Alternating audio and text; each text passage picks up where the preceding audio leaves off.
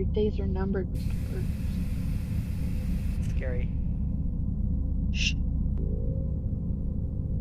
Well, oh, hell yeah.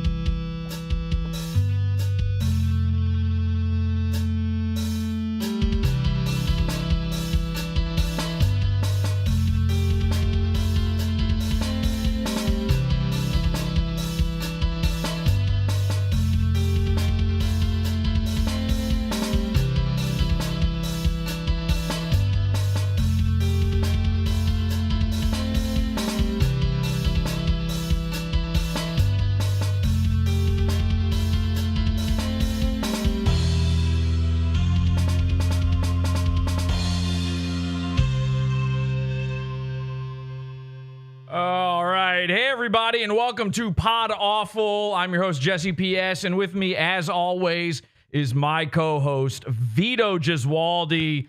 Vito. Glad to be here. Of course. Glad to be here. Happy to be here. And Vito, you, of course, not only are you always the co-host of PodAwful, but you co-host another show too, right? Yeah, it's called Big Bobby Big Balls. Every week we talk about the best testicles. All right. And who's got him this week? There's a porn actor named Timmy Tom Traveler. Okay. And he's a dapper fella. He's not a big guy. You'd think he'd have regular sized testicles, but I gotta tell you, he's got 2 grapefruits between the legs. Wow, this is the stuff. This is the type of stuff they teach you over at the UCB. So I would. Do you assume, think I was in UCB? No, but I know a guy who was at UCB. A guy named Dick. A lot of. I think Will Ferrell was UCB. Will Ferrell was not at UCB. That was well what after. What are you typing? Will Ferrell. He was at UCB. What are you talking about? Will Ferrell. Oh, no, wait, maybe not. That was after Groundlings. It was after his time. That was after. Anyway, so a guy who was at UCB is a guy called Dick Masterson. I must say, I think maybe Dick Masterson's got the big balls of the week because, man, did he pull a fast one on everybody, including you, I guess, Vito? Yeah. Because, well, I mean, for weeks he had everybody thinking, and I mean everybody believed this, that you were going to be fired from the biggest problem in the universe. I don't think I was going to. I thought, here's the thing. I knew he wouldn't fire me because he doesn't want to do a podcast over like Zoom, you know? Yeah. And you're it's only an in-person podcast. You're saying you're the only guy who would show up in person? I mean, I guess you could have got Josh Denny. Josh Denny would have showed up. But then it's 2 right-wing guys talking about how much they want Trump to, you know, do another January 6th. Well, I agree with you, Vito. Jan 6 was maybe one of the worst terrorist attacks. One of the greatest. There was like 2 9/11s. Yeah, I mean, I think 1 million Ashley Babbitts died that day. So did you see that? Did you see that little Asian guy picking up trash? Mm-hmm. Yeah. You're talking about powerful. Nicholas J. Fuentes, I believe. Okay, so yeah, everybody was convinced. Mersh was convinced. Ethan Ralph was convinced. Ethan Van Sciver was convinced. This Josh Denny character you brought up was convinced. All these guys thought you were going to be fired from the show, and they all tried to jump right into your grave and spin around in it. And there's barely any room in that grave for you at this point. Let's be honest. Certainly not Mersh or Ethan Ralph could get in there too. So they all wanted to jump your bones and get your gig. Ethan Ralph said he was going to move to California just to do it. And now he's claiming that this was all a work and he was in on it. And it turns out not only did Dick have, and this is crazy, you guys aren't going to believe this. Not only did Dick have no plan to fire you whatsoever, but he gave you half ownership of the trademark to the biggest problem in the universe. Wow. Who could have seen something like this coming? It would be impossible to prognosticate such a thing. I didn't know it was coming. That was a surprise to me. Well, Ethan Ralph seems to think that it was like a big bit that you were in on and he was in on, and he was helping push the narrative by pretending that he wanted your spot so bad. So you're saying that's not true? I did not know. I still thought at the end of the show, he was going to go, and that's it. Like it was all like it was just over. Because there was a big elaborate theater kid, a scroll was involved, and you were presented, and this is the interesting part. I found this fascinating. Not only did he give you co-ownership of the show, but he gave it to you for the low cost of $1. Yeah. That's a fascinating amount of money right there. I mean, what a wild... Well, that's like what Stephen King would do with his film rights. Yeah. You know that story? Yeah, I do know that story. He'd go, you want to make a movie out of my book? You can buy the rights for $1. It's like Better Call Saul. It's like Saul and Breaking you just got to Bad. be a token sum. You just put the dollar... For some reason, money has to be involved. Does money have to be involved to make it legal? Yeah, legally. You have to exchange some money. But he was even going to... He even said he was going to give you the dollar and everything. So anyway, I thought this was incredible. And I assume that now that you... I guess... Now, of course, I looked up the trademark. Your name's not on it. I don't know if like a lawyer is going to actually get involved and make this happen. Yeah, I don't know how that transfers. I think it's more for right now there's a verbal contract that was witnessed by 1,000 people. I think there's a written one. There's a written contract. Well, there's also a written contract. That's true. Did you keep the scroll? I think we have the scroll at the studio. We're going to hang it up. Convenient. So I find it interesting that I don't think you would have come on this program, even though you are always the co-host. Like you're always on every episode. Right, I'm here every episode. I'm not so sure you would have showed up for this episode unless you had that because now you can't be kicked from the show, right? You can do anything you want, and there's nothing he can do. The point is more. Here's the reason that I have half the podcast is that's him saying, if you're not on the podcast, I'm just not going to do it. It's more, the show would never be me getting fired. The show would be him being like, all right, I quit, or I quit. Right. Yeah, I understand. Yeah. Basically, if the show ends, he'd be like, well, I'm not going to do another version of it, so I'd have to just do a different podcast or not do a podcast at all. I mean, I don't know if I believe that. I heard him say it. I don't know if I believe him when he says that, but I think he probably. He would just come up with. I think he would just stop. I mean, he's got other pokers in the fire. Like what? He's got that back buy site he's working on. Ooh, I don't know. He's got his own podcast. Is the backed by thing work? Because aren't you the only guy on backed by right now? And there's a couple other people on. Really? There. Okay, because there were some extreme security flaws when that first came. I remember posting about it. We did a whole investigation into it. Well, it ain't my website, so I don't fucking know. You don't own half of backed by, right? No, I do not own half. Thank God. But the anyway, only business venture in which I am partnered with Dick Master is now the biggest problem in the universe. So just to be clear, you did not, because I might have taken a guess last week on the program. I introduced a new theory, a new term to the internet called the rift grift. The rift grift. And I said, I don't think that you did. I don't think you were let in on any particular scheme. I assume, and actually we've spoken about this directly to one another. I know that you and Dick don't really sit there and like come up with ideas for the show. You don't like talk to each other. You're not friends, right? You don't like talk to each other on the phone or anything.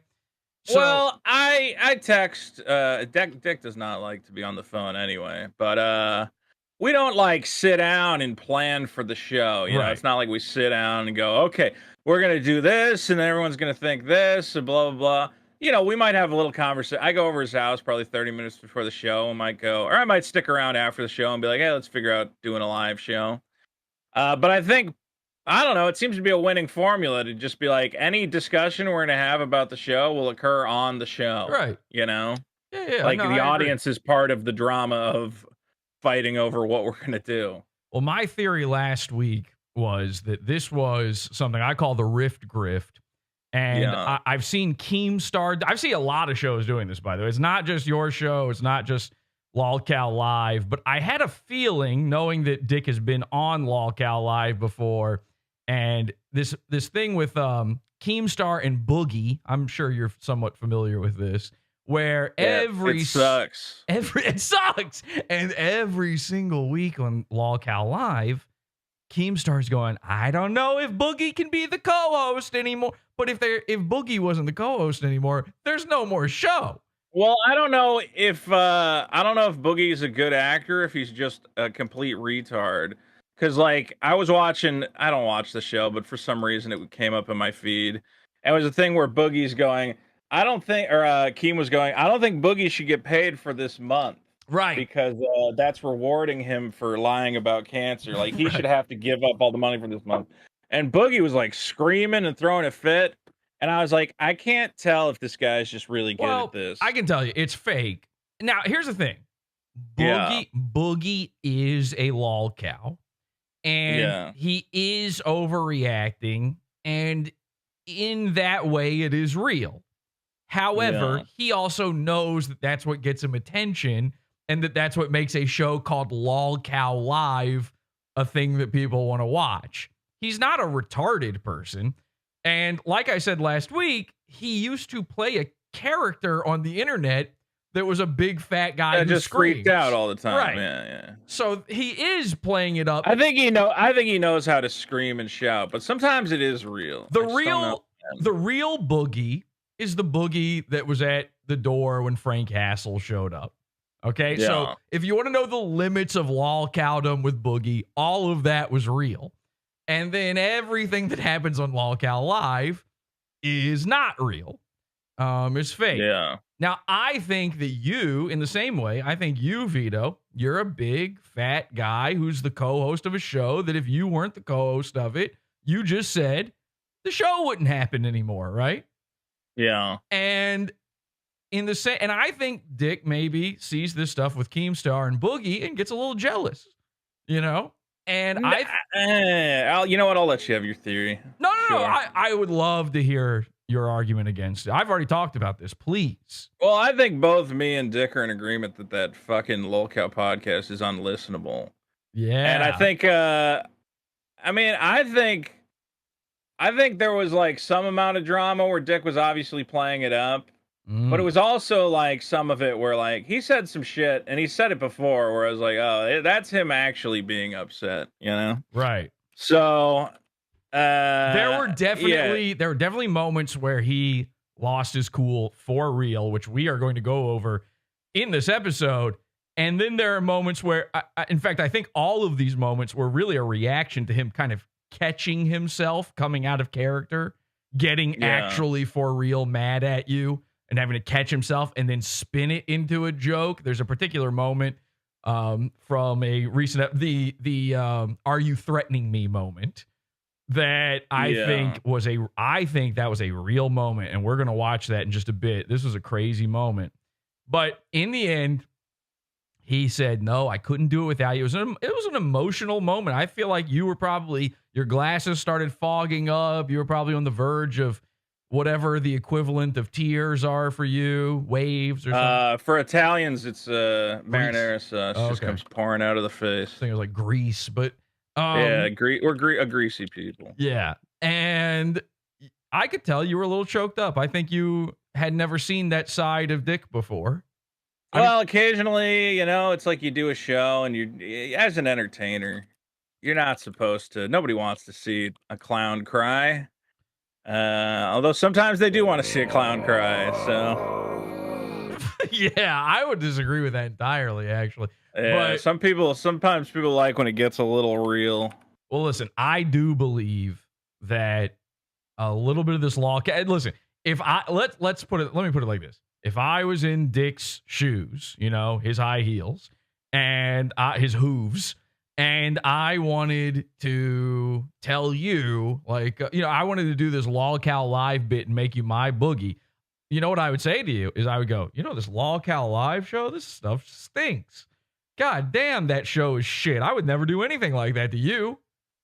Well, I think that I just think the show would be unwatchable if it became that. And that's what that's kind of where a lot of this started, is I went, hey man, I know there's like some people in the comments who want this to be the big dumb fat liberal gets dunked on show. Yeah. But I also hear from fans who are like, hey man, the show's getting like unreasonably mean, or it's just like constantly like shitting on everybody. Well, I think the key here then, whether or not my theory is correct here, which by the way, I feel like I have now been proven correct, and we're going to go over all that. But I think the real factor that could prove this, for certain, is how did it affect the money? Now, I know people started pulling pledges, or at least they claimed they did, or it said they're never going to super chat again. Yeah, I thought the show was over. Because I was like, you were banning people who were super chatting, you were banning longtime patrons and stuff.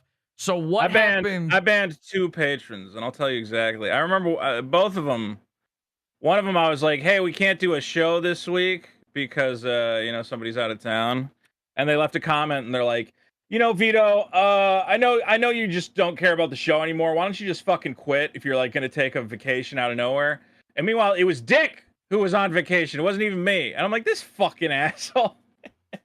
So I said, no, fuck you. And I, what do you call it? I banned that guy. Right, but how did overall though? This has been. And another guy, I posted like a heartfelt thing where I'm like, hey, I'm going through a lot or whatever. And then in the Discord, he's like, look at this fucking F slur. I'm like, you know what? Fuck you, man. Well, listen, if the shoe fits. The point is, overall, I've been watching this thing sort of unfold from the sidelines without actually watching the show whatsoever. Yeah, I don't blame you. It's unwatchable. For weeks now. I feel like it's been at least 3 weeks, right? I'm not wrong to say that. 3 weeks? It's been about, about that. Okay. In that amount of time, money lost, money gained. Where are we at? Now after this episode where you've been, given half the rights to the program. Well, what's weird is, so after everybody made a big deal, they're like, oh, Vito's banning super chatters. When the guys I banned were in there super chatting, nobody super chat.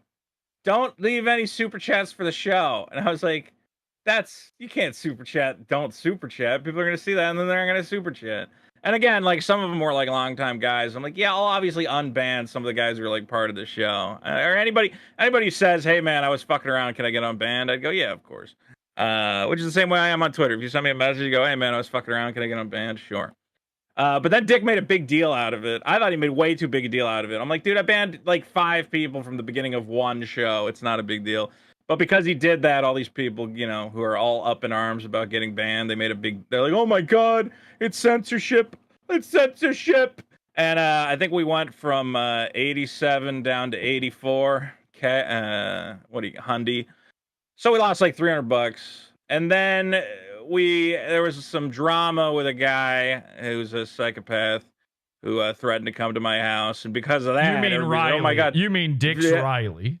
I said to this guy, listen, cocksucker, if you come to my house, I'm going to call the cops. And everybody said, oh my God, he's threatening to call the cops on a guy. And I'm like, if he comes to the house, if he doesn't come to the house, there's no problem. I was on your side with this one on the record. I was 100, even though I don't get why I can't say if a guy comes to my house, I'll call the cops. Oh my stars. Dick had no problem being against people going to people's houses when I sent my Riley to his house. So. Well, I guess the argument is that I'm supposed to love this guy because he's had bits on the show, but the honest truth is... Are you not allowed to mention Riley? I noticed that you are skirting saying Riley. Are you not allowed to say... I'm allowed to do whatever I want. I just have personal reasons why I don't want to talk about that individual. You know what? And I shouldn't even be talking about the situation. I don't know who that guy is. I don't know nothing about him. All I know is what. All right, but real quick, if anybody threatens to come to my house, I will tell them. Okay, well then I'm gonna call the cop. Good, but real quick, not about Riley whatsoever. Okay, let's put. I don't want to respect that. It's a completely different guy. I want to completely respect that with you, and let's leave that out of it. But what about his autistic girlfriend, the crazy? I have no idea who you're talking about. The face transplant, mutant. Never heard of any of these people. Uncanny Valley, disgusting girl with the saggy lumps for tits. her? You know, I have no idea what you're talking about. Okay. They made porn. And Riley had a really tiny penis. And not to make this about Riley, but he had a little tiny. These people are. You can see it on my Twitter. You can see it on my Twitter if you want to see. Well, maybe if someone sends me a link, but I probably don't want to see any. I'll send you a link. Please don't. Okay. I don't want to see any of this. Okay. It would be funny to like do a review of it though, maybe for your YouTube channel or something. Sort of. I don't really think that's something people try to want jack me to talk off about. to it, see if you can come to it or that kind of thing. Okay. Well, I'll make a note. All I could say, so we went down to 84, and then we had an episode where there was a lot of uncomfortableness. We almost dropped below 8, and I was like, "Oh my god, this is not good." Right. Because the show's and been that's like, not just to be clear to people who don't know the show. I tried to explain this last time. That's not an even split between you and Dick, right? Like you guys, isn't it based on who subs for who's part of the Patreon or something like that? No, we split it evenly. You do? Oh, so that whole Vito file dickhead thing is fake? No, I mean it's just a way of like, you choose who you want to support and then you still split it 50-50? Okay, seems well, you gotta imagine rift, like grift. No, because you gotta imagine the guy who's getting the more supporters. He's part of the reason he's getting them is because the co-host is propping him up and feeding him bits and whatever else. It's an equal amount of effort. Okay, I mean, not to mention part of the reason they're getting the boost is we both do stuff on the website. I put together clips and whatever. So I'm helping get him supporters. Maybe I put a clip that makes him look great and 5 more people sign up. I'm not saying you don't deserve it. I'm just saying I thought that's how it worked. Okay, so I was wrong. I think it would be it would be very complicated to split it up according to the number of supporters. I was wrong about that last time. I'm willing to concede that part. So in the end, all told, net loss, net gain, where are we at? Well, the biggest loss, I think we were down 800, 900.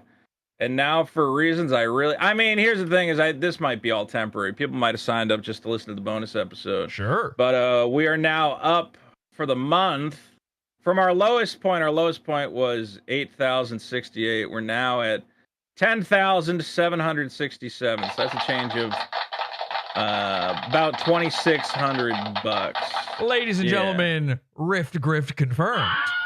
So, well, I'm not saying we Rift Grift. I'm saying other people maybe are going to try and capitalize on it. Well, I certainly will be. If you wanted to, hey, listen, if anybody out there was thinking about signing up to the Patreon to listen to that particular bonus episode, the one part you want to hear is what we've just discussed. And I'll be playing it on this episode for free. So, the bonus episode. Well, you'll be providing commentary. That's I will be transforming it. You're going to transform the hell out of it. Here's what I'm going to do. I got it for free because a different guy who is one of your Patreon. He's a Vito file. Yeah, he sent it to you. No. He streamed. Oh, he posted it. He streamed it. He streamed it while it was live. That guy is great. What a great guy. Somebody messaged him. This is great. We need to actually explore this guy. He's more interesting than this whole podcast war thing. But this guy got a message while he was live, just stealing your content. And he wasn't talking over it at all. He was just, every once in a while, he would get a comment in his chat room. By the way, one of the people was Riley. Riley was one of the chatters. And he would just put that up on screen and maybe respond to it. But he was not talking about the stream at all, basically. And one person said, hey, is this the bonus episode? And he's like, yeah, it's live. Don't worry. It's cool. I'm in the Patreon. And I'm like, I don't think that's how that works. I don't think that you're meant to share it because I don't know how that guy got the idea that he should dual stream our live show. It's okay because then he said it's all right. It's transformative because he's doing stuff on top of it. The stuff he was doing on top of it is just putting himself in a square above it. So that was nice of him. Yeah, that's like trying to watch the NFL game live and you go, well, I'm transforming it because I'm reacting to how excited I am about the point they scored. Exactly. So I'm not stealing it from you. I have too much respect. I have a pizza fund. As much as Dick might not like me having ways of making money, I have too much respect for people's paywalls. So I will not be stealing the content from you guys. I will be stealing your fans' original transformative content where he streamed over top of your content, and that's I think that layers upon layers. I Yeah. can't argue with that. it's completely different. But all right, listen, the nice thing is finally the Rift Grift is exposed. Clearly blown out. Clearly, there was a lot Blown of PodAwful influence going on through this entire event, down to the $1 mark. You made this happen, I'm pretty sure. Well, it's interesting because I spoke to you directly not that long ago in a bonus and a after show in my paywall, as you recall, and I threw an idea out there to you, and I said, "What if I was able to get the rights to the biggest problem? Would you be the co-host of the new biggest problem as well?" Now, we don't have to talk about that. I happened to mention the amount I was going to pay for it, all this. It's just a very interesting series of events that's happened here. And this all And people can only get that if they pay for the pizza fund. No, I'm going to give it away for free. No, you're going to give it away on this episode. I'm going to give it away for free on this episode because I'm just that good. But all of this fell out of my Riley putting an inflatable cow in Dick's truck. And, of course, my Riley was just in here. You just missed him, Vito. The guy that delivered the cow that Dick sawed the head off of. He was just in the Discord here. I wish he was still here with us. But anyway, the point is, I'm very happy for you. I'm glad that you don't have to be, because I can tell you're really, like, Vito's actually upset by these things when people don't like him. It hurts his feelings. And I don't like the idea of Dick, making you his boogie, making you dance to his tune, and you falling for it, and him trying that's what I kind of, that's what I was trying to avoid, is I felt like the show was heading down, and I don't blame Dick for it, but there's some people in the audience who go, "Oh, I'm just listening to the LOLCOW podcast. Like, it's just the show where we beat up on this guy." And I was like, yeah, I gotta like put some sort of line in the sand where I go, guys, you gotta be a little more. And also just like, look, I love a good fat joke. I will play along with a good fat joke. But the chatters had devolved into, look at this fat pig. I hope this fat pig chokes on a ham hock and dies. And I'm like, okay, well, this is not joke. That's pretty good. So I guess there was some good ones still. I don't get that at all. I don't care. How much do you weigh? I don't care. I'm under 290 thanks to my beautiful Ozempic. Wow. Which is good. I mean, it's not as good. I got to lose another 60 pounds. What are you, like 4 feet tall? How is that possible? Why do you think I'm 4 feet? Does everyone think I'm short? I think I just thought you were. I just thought you were way, way, way fatter than 290. I'm 6 foot. Really? So. Okay. Well, yeah, congratulations. I think I'm even a little bit taller than Dick. Please, yes. You said you're 6 foot, right? Yeah. I agree that you're taller than Dick. Yeah. I might be 6 foot and a half. No, 6 foot even. Well, he's getting older. You start to shrink. You know? Take that stupid hat off, whatever dumb hat you're wearing that week, right down to the scalp, 6 foot even. And Dick is shorter. We've been saying for years that Dick's wearing lifts and stuff, so that actually makes a lot of sense. Because Maddox is 6 feet tall, and Maddox is a little bit taller than Dick as well. Anyway, that opened up a whole new can of worms for our transvestigations. But point is, I'm happy for you because you don't have this, axe swinging over your head just for the rift grift anymore. And I'm happiest for you because as the co-host of PodAwful, which you have been for so many years now. You're right. And you've been such a great co-host to me. And I've loved everything you've done here. And we've been sharing the pizza fund with you 50-50 for so long.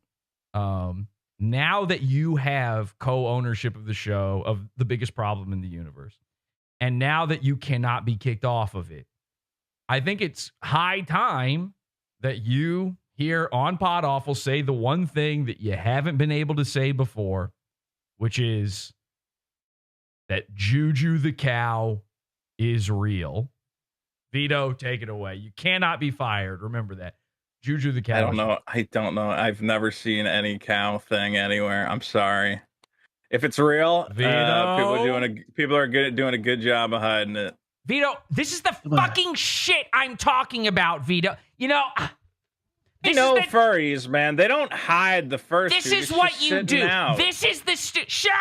This is the stupid. No furry is a cow. Nobody does a cow. It's always like he'd be like a wolf or something. Are you threatening me right now? Just say the juju thing. Say it right now so we can start the show. Well, guys, if you want the truth about that situation, the only place to find it is at whatnot.com/invite/Vito comedy. Just for showing up, you're going to get a $15 credit to spend anywhere in the store. We got magic cards. We got Pokemon. Come on by. We're going to be live streaming. I got a bunch of video game consoles. Vito, you're fired. Whatnot.com/invite/Vito comedy. You're fired, okay? This is PodAwful. Bye.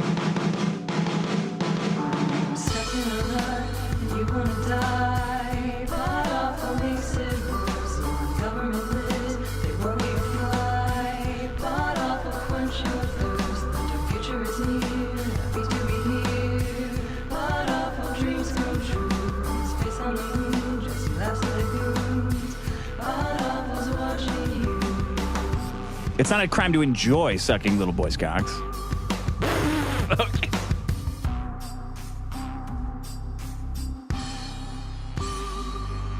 Yeah. Dick good, Jesse bad. Welcome everybody to the program. I'm your host Jesse PS, and sorry, but we did have to ban Vito from the show permanently. He is fired unless maybe he can turn things around. Check in next week to see if Vito is back on the show, but we will need your funds. Join the pizza fund, podawful.pizza, and maybe we'll get Vito back in here. We are going to go over this entire thing. That whole Vito bit was last second there. I saw Vito in the chat. He joined, so congrats to Vito for being spiritually unbound by Juju the cow, the biggest LOLCOW in the universe. No longer Vito. I am high energy. I can't control myself. And thank you to the henchman for sitting so patiently and quietly through all of that, except, of course, for Manfish, who couldn't help himself. He had to do a couple little weird sound effects in there. But you know what? I love him, and we made it through. So congratulations to everybody. Hi, henchman. Hi, Jesse. Hi, Jesse. Now, this is a message I keep seeing pop up in the chat room. We're live, of course, as we are Sundays, 8 p.m. Eastern Time, PodAwful.tv. Bookmark it, okay? Bookmark PodAwful.tv, bookmark PodAwful.com, and bookmark Awful.tube. Because every time we lose a YouTube channel, we put a new one up at Awful.tube, all right? That's the way this works. But there's a guy in our chat right now, and he says over and over again, he says this, so I assume he must want me to read this real bad. He says, Riley takes advantage of a girl who can't function alone. When she was left alone at Eric July's after he was arrested, Dick begged Alex Stein on Twitter to watch her. Riley takes advantage of her. And of course, he's talking about Mint Salad, who is truly I have autism. Autistic. I can't help it. And you know it's bad. Listen, not only is Dick, up to dastardly deeds. People like saying shit about Vito, but Dick Masterson's into everybody that accuses Vito of these bad things. That's the kind of stuff that Dick Masterson has said over and over again that is his bag baby. And it's a bad look if you're telling Alex Stein to watch after a girl. Mentally, that means if you want Alex Stein to watch a girl, that means you think that the girl is, of course, a tiny little baby Latina who would swim around in her swim trunks right in front of him, show off her saggy floaters. Okay, anyway, so I don't have anything else to say about Mint Salad and Riley. They are disgusting, and everything you need to know about them is in their publicly uploaded pornography that they chose to put on the internet. It is disgusting. It's exactly the way you think it is. And really, tiny little, just one of the smallest little pepperoncinis you've ever, it's like you order Papa John's and you're a girl and you're like, oh my God, they're going to put the little pepper in the corner. And then you get it and it's like, it's a little more shriveled than and you're like, I know it's free, but really that's what Riley's working with. So we don't blame him for being the way he is. He's got a lot to deal with or a little to deal with in his life. Okay. where do we even start now that we've had Vito on the show? Let's start at the beginning, which is right here. This is, like I said, this is a guy just restreaming their content, but this is actually not the last episode. This is not the one where Vito got the, got the bag. This is the one where where Vito really broke Dick, actually. Speaking of Riley and his broke Dick, Vito managed to get Dick right up under his foreskin. Let's take a look at this. Episode. The biggest problem in jokes at my expense. Biggest problem in jokes at Dick's expense. Yeah, the biggest problem in jokes that aren't funny. I would like to do the video game challenge. I think that would be fun. So maybe people. No, it's too mean spirited now though. I want to do. You ever see the movie? That was like for like if like everyone is friends and we're all laughing. We at other are all people. friends. I'm having. I now love you. that no. Now it's like. Come on, what is this? Now it's like. Okay, well, jokes aren't funny. I would still like to be your friend, Dick. I think we are still friends. I hope our friendship doesn't end. They're not friends. And Vito just admitted it, by the way, on the show, but he's told us this in private before. They're not friends. They do not talk outside of the show. This isn't a bit whatsoever. And listen, if you are in Dick Masterson, Dax Herrera's life in any way involved in his show, you're not his friend, and he can't ever have a friend in this business of pod ever again, because look at what he did with Maddox. Maddox thought that he and Dick were friends. Maddox gave this guy everything. He thought they were like the best of chums, and it turns out he was the best of chumps, and Dick was, of course, playing him the whole time. Well, now he can't become and by the way, it's not that he can't become friends with somebody because they might do it or he might do it to them. They're afraid that he might turn them into the next Maddox, which is, of course, what he's trying to do with Vito here. This is why I have, I feel kind of bad for Vito. He doesn't see that Dick looks at him the same way that he looks at Maddox. Vito thinks he's above Maddox because they laugh at Maddox together. The real problem is Dick is terrified that one day someone will be smart enough to do it to him. Remember, Dick is in the captain's seat. He's in the Maddox chair now when it comes to the biggest problem. So it's the guy below him who's going to, if they were friends, he would get taken advantage of, and he can't have that. So now he can't have friends. Dick Masterson is alone on a tiny island, secretly recording himself making out with his girlfriend and then watching it back as a single tear runs down his infinite face. I'm enjoying doing the show, and I think people are enjoying the show. And all that matters is people like the show, right? Isn't that the most important thing? I don't know what that means. Well, we can figure it out. You know what? There's a lot to be figured out. No, I think the show's good when it's relatively honest. And now it's getting to the point of like, it's almost maudlin. I don't know how to say it. Well, it's not. That's not how you say it. It's definitely not maudlin. You might be maulding most of the time, Dick, but I don't think the show is maudlin. So there was, and again, this is all a bit, right? Like this is all the rift. The rift grift is 100% confirmed. Dick ripped off PodAwful's bit from the last episode. We're going to do a side-by-side comparison. I can't believe this, by the way. We watermarked the biggest problem in the universe weeks ago, and now the biggest problem in the universe is PodAwful. I had people messaging me, like sending me this clip, telling me, you're not going to believe this. Not only, like, there were some people who had told me, I told you this last episode, there are people saying, like, I think it's real, Jesse. This isn't a bit. This isn't kayfabe or any of that. And I'm like, okay, you'll see. Just wait. Vito's still on the show. Just wait. And of course, they came to do a little mea culpa and said, you were right, Jesse. But then they're like, but this is going to be way crazier than you thought. They're like doing your bit on the show. I couldn't believe it myself. And it's like heavily performative. Right. Well, and so he's now, even though this is fake and performative, as he's saying, there's always that base layer of truth hidden in there. And by the way, it's not because truth in comedy. That is a fake concept. You know who says truth in comedy?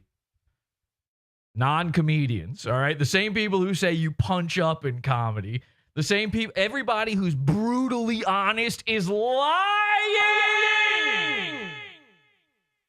Thank you. All the Opie and Anthony guys, every single one of those stand-up comedians from that place, and then everything that spawned, all the disgusting shit stand-up comedy that spawned out of that world that we hate. All these wrestling guys, of course. Like the fact that these guys are all into wrestling should tell you none of them are honest. Wrestling is a performance. It's a ballet. How do we understand that when it comes to wrestling?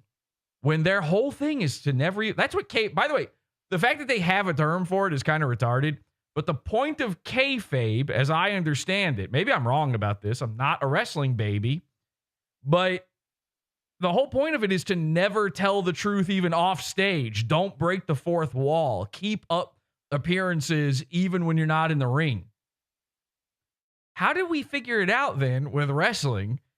I mean, other than the part where, you know, very visibly none of the punches connect and they're slapping their own chests and stomping on the ring and every other dumb little trick they do that a 6-year-old shouldn't fall for. I swear to God, Power Rangers had better choreography than most wrestling matches. But you still haven't figured this out when it comes to the stand-up comedians and their shitty podcasts. Like, no, I guess they figured out kayfabe better than anybody else ever, these guys, because so many people are still falling for this. And even the people who are like, oh, all these new guys, Brendan Schaub. I don't know who any of these people are. Matt Rife. Whoever these like newer comedians everybody sort of dunks on, makes fun of, talks about, and their stand-up and their podcasts. Even the guys who call them out still, like, they're sitting there, these boomers are sitting there thinking back to the good old days when they were actually brutal, when Bill Burr was being brutally honest on Sirius XM's airwaves, when they could say the F word. Oh, finally, they could be funny because they could say the F word. That was back in the day before PC culture took over. And again, brutal honesty is fake. So there's not a layer of honesty inside of this because they're being comedic. It has nothing to do with it. There's a layer of honesty in here because that's how liars work. If there's any truth in comedy, it's because comedians are liars, and liars use a little layer of honesty to build their make-em-ups on top of. If you've ever known a pathological liar, number one, congratulations, you've known a stand-up comedian. Sorry, all of your friends are molested. But if they weren't funny, by the way, they weren't molested. That is the key ingredient. It's like the Powerpuff Girls secret ingredients for making a stand-up comedian are a dash of pathological liar, a little bit of spice, nothing nice, and then the chemical X is molested, and thus the entire Joe Rogan guys were born. So the liar uses that little thin veneer of truth. So right there, Dick is being honest. Yeah. The show is best when there's a little bit of fakery going on. He admits that. The thing is, everything I say, my friends tell me I'm lying. So I'm just going to stop saying things. The Joe Rogan molested experience, Strip says in the chat. Yeah. Where I can be accused of lying. But I honestly enjoy doing the show and I'm having fun. I don't like... All right, now hang on a second. I got to address this. This is a little off topic. And I'll poll the henchman here on this as well, see where we're feeling on this. Towns in the chat says Mersh was never molested. Now, we did a whole episode about Mersh and his, insane ramblings to camera, his Bjork stalker video about me. And I concluded at the end of that, and maybe you missed this because a lot of that one happened in the Pizza Fund. A lot of that went into the after show. But he went on this unhinged rant about being molested. And so it kind of all depends. Mersh is like Schrodinger's molested boy. It all depends on how you define molestation. Because I was fully on board Mersh being stolen, molested valor. Where are we at? Where are you guys at in chat here with me, in voice chat with me? Is Mersh stolen, molested valor or true 100% grade A molested boy? If you go by his own words, he's raped it. He's a raped boy as opposed to a molested boy. Peggy's saying raped, not molested. Who thinks molested? Yeah. Okay, there's a couple. Who thinks fully lying? Me. Okay.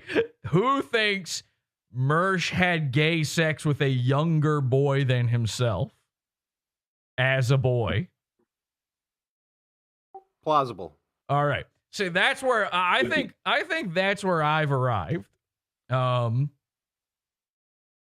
kind of hinted that he was butt fucked. Right? Isn't that what he said? Yeah. That he got butt fucked? Fully raped. But so this is our theory. It wasn't an older man who he forced he was 14. By the way, he was 14. And in my book, 14, and I'll stand, I'll put my hand on a stack of Bibles. I'll stand in front of everybody, in front of the judge, in front of God and everyone and say, at 14, you cannot be molested. Not possible. So my working theory is that he forced a younger boy than himself to fuck him in the butt. So the younger boy was technically molested, but he was molested with Mersh's anus. Is this stuff we can even talk about on YouTube? I don't know. Okay. Should we even clap for such a thing? That seemed wrong. Okay. I got excited. Too far. Very excited to see all of this. They're cyberbullying me to death. Anyway, so it depends on how you look at it. Was Mersh molested? Technically, no, I think. But I don't think it's molested stolen valor. I think he's confused on definitions. But obviously, he couldn't be molested because he isn't funny. All right, back to the video. No one's saying you're lying about enjoying it. Okay, well, yeah, 14. They're saying 14 in the chat. Exactly. If you're 14, even in butt fuck. All right. Okay, sorry. Let's really dig into this for a second, though. Let's say you're a 14-year-old boy, and you are. And I don't mean to be Patrick Melton here talking about this kind of stuff, but let's just start thinking about. It's like a thought experiment. Is that my Patrick Melton impression? Oh boy, I might have to re-listen to him. And by the way, everybody who is saying that Patrick Melton is a PDF file, a pedophile, everybody who's saying that he's... I'm not too. You know what? I refuse. I'm not going to talk. We'll say paranormal. Paranormal. I'm not going to do the PDF file thing anymore. Everybody who is saying Patrick Melton is a pedo, I disagree. I think jokes are jokes. We gave Vito the pass on this as well. I think there was a time not that long ago where everybody made, edgy, stupid jokes about this kind of thing. And all the people who get all twisted up in knots over it now, your reaction to these types of jokes is the same thing as a couple of years back when people started calling everyone racist. Now they just call everyone a pedophile. Now it was Nazi and then racist. And then every time they start doing that, you start going, no, not me. And so you start accusing everybody else of being that thing. So here's my official stance on it. Apparently Patrick Melton has said, so if somebody can find me this clip, that would be great. You can tweet it to me or put it in voice chat here or something. But apparently there's a clip out there, Patrick saying some really dirty things about kids. I don't know. He's doing thought experiments about kids. I didn't really watch it, but I'm sure he's just joking, right? So I want it on record, all right? I don't think Patrick Melton is a pedophile until I see him with my own eyes raping a child, all right? That's the bottom line. I have to see it physically in front of me because it can't be a digital manipulation. There's too many deep fakes, and that's why they call them deep. Actually, that's more of a shallow fake when it's with a kid. Don't ask Mersh about it. The point is, I don't believe it. A guy's allowed to make a joke about these kinds of things. I make them all the time, so I don't give a shit. How is it? Somehow I get away with it. There's like 5 guys that try to get me on this stuff and no one ever cares. I've said like some really horrible things on this show. Nobody gives a shit, and it will never come back to bite me in the ass, unlike whatever happened to Mersh when he was 14. Now, again, imagine you are a 14-year-old, okay? And even if you get brutally butt-fucked, I mean, one of the worst teenage butt fuckings that's ever happened. I'm talking you're blowing the Greeks and the Romans out of the water. And I'm talking about modern day Greeks and Romans. You're blowing every dude on Grindr out of the water. This is the worst butt fucking. This is Gomorrah-me. This is beyond sodomy. It's Gomorrah-me. You're 14. That's not molested. At that point, you could be like, no. You could unless you're being held down Pizzagate style, they've duct taped you to a, what do you call a pizza peel. They're putting you into a brick oven and they're just taking the paddle and going like this to another guy. James Alefantis is on this other side. And they're trying to saw logs with your 14-year-old butthole. Unless that's happening, I feel like you could just be like, no, thank you. This is sort of a Milo Yiannopoulos style situation, which might explain why Mersh has been reaching out to Milo Yiannopoulos lately. Maybe he wanted to share war stories with him or something. I don't know. All right, back to the video. I think we did some great problems on this one. I don't know, man. Well, do you not know, or... I don't know. I honestly don't know. You don't know? Yeah, you got to fill me in. You saw Eric July. You saw what he did, right? Yeah. He took it too seriously, a joke. Right. And now you saw the last week. Right. You taking a joke too seriously. Sure. But it's not. See, that's the lie. That's always where the lie comes all right, in. I got it. I'm lying. I'm a big liar. Yeah, well, no, it's not even I'm a lie. It's like big, deflection. Fat liar. I'm a It's piece of shit. I got it. I'm not engaging. I'm gray rocking. I know. I'm a liar. Everything I say is a lie, and no one can trust me ever on anything. Everything that comes out of my mouth is Definitely bullshit. no one should trust you. Got it. That's Definitely. fine. Okay. All right. I'm a big liar. But here's what I'm not lying about. Well, you did say that Mint just wanted you to promote her on EVS's stream, and now she's getting hate from Comicsgate. Because you said that about her. Here's me not lying. Because you said that about her. Okay. You said that about her, and now she's getting hate from Comicsgate Here's people. what I'm not lying You said about. that Mint is pissed because you don't promote her, and that's not true. Nobody wants your promotion. You said that about her. Here's what I'm not lying about. And this is your gray rock shit. Like you read a like a 101 psychology book. I think everybody really likes the show. They don't want the show to end, and the show is not ending. Okay? It will eventually. It it will eventually. Okay. It will. It is odd how much Dick capes for this autistic retard girl, Mint Salad, when he's also the one who helped like isolate her away from her family. I think she was like adopted. She had like these nice adoptive parents who were like, okay, your parents threw you into a dumpster because, well, look, even as a baby, you could tell like she had that weird transplanted face, that hollow eyeball look to her. You could tell her head made an echo if you whispered too closely to her ears. And so her parents just chucked her into a river somewhere. And these nice, beautiful people, this wonderful Christian sort of, oh my gosh, they love God or whatever dumb bullshit you idiots are into now. They picked her up, dusted all the sand and soot and dirt off of her and said, we're going to take you to our loving home.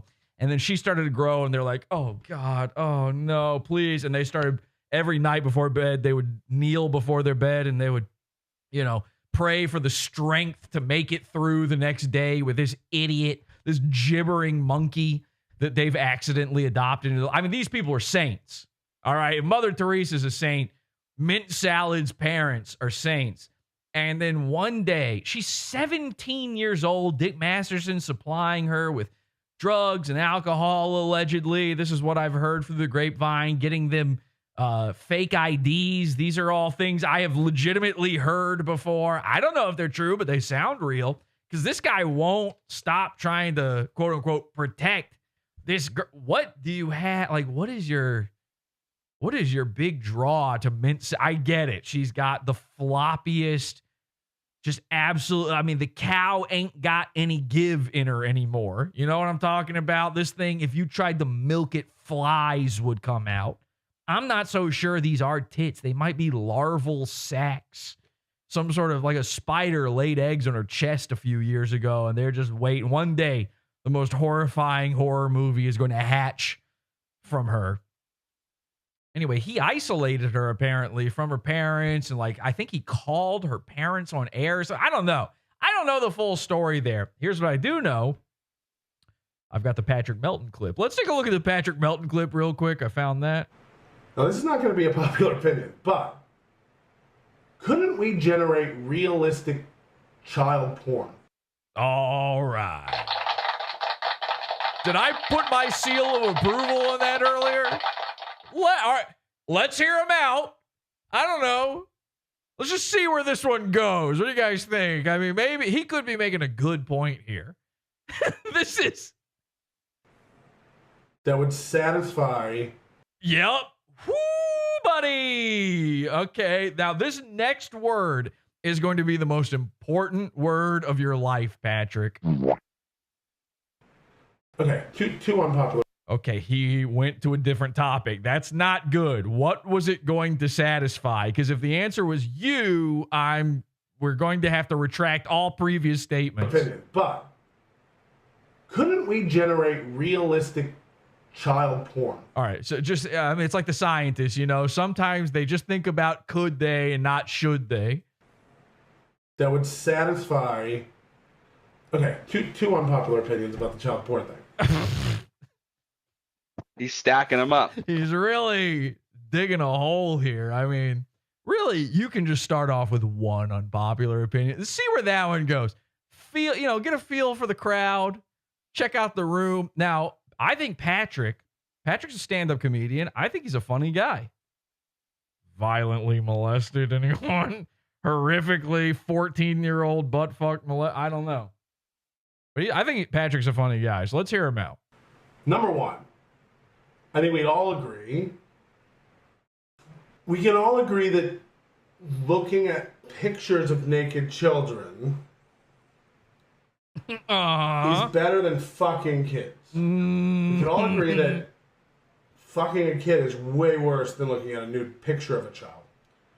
So, all right, we're all in agreement. It's generative AI, right? And I think it is illegal to like make images of child porn. I'm pretty sure that's a law. Think? Maybe we allow them, like maybe it's not, to just go in a room and just keep generating as much child porn as they want. Look at people in the chat; they're so uncomfortable. Stop! Imagine being that fucking gay. Imagine being such a pussy, where you're like, you can't. Don't even talk about it. I'm so uncomfortable.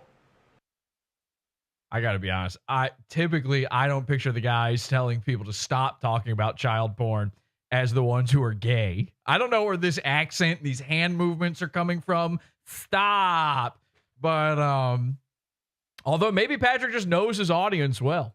If there was a way, he's really, you can see it. He's deeply putting thought and time into the. I mean, this is a guy who might have drawn up a chart on this, so we really should listen. I mean, can't you, somebody edit in Bunsen burners and beakers and different types of colored liquids behind him?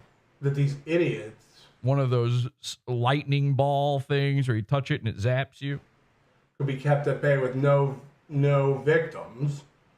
Isn't that a solution worth at least discussing? And you're all going like, no. It's like, okay, I guess let them keep fucking real kids. You're right. Okay, now I want Patrick to go to the AI company and pitch this one to them. Hey, you know your large language model? I got something I wanted to really focus on here. Now, hear me out. These are going to be two unpopular opinions, but I think they could satisfy. The asshole. Why is it so? Why does it weigh on your heart so heavy? You don't know the kid. Did you see the 6,000 images? Was it your niece? Shut up.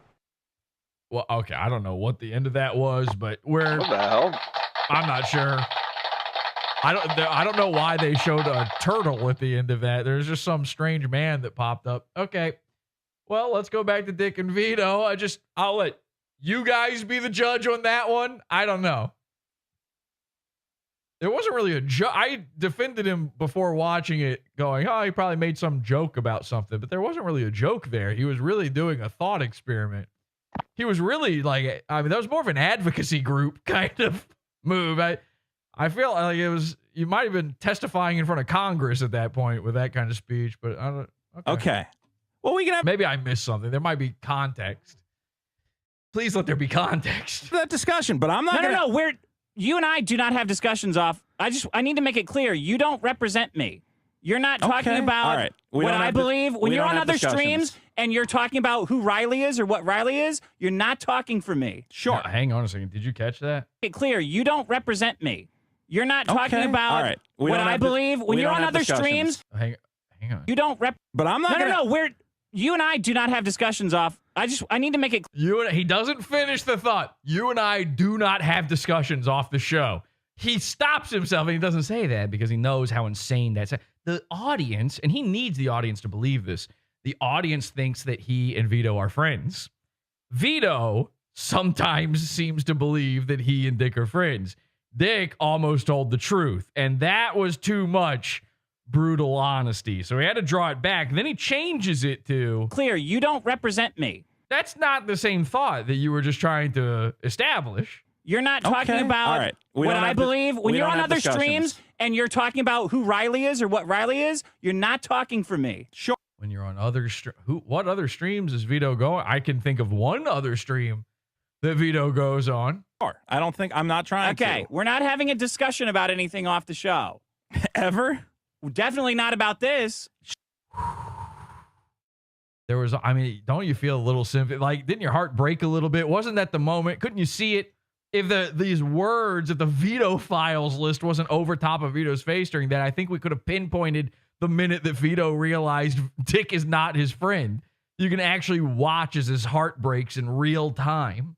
Sure, not about this, but we should talk about doing a bonus episode. Yeah, Yeah, let's talk about that. Okay. Maybe a movie review. By the way, share that show. PodAwful.tv. We got to get people in here. People still don't know about the new YouTube. Every episode, there's people in chat. Every episode, there's people in comments. Or I get messages saying, oh, hey, I'm glad I found you again. Didn't know. I didn't know you were back. As if I just came back.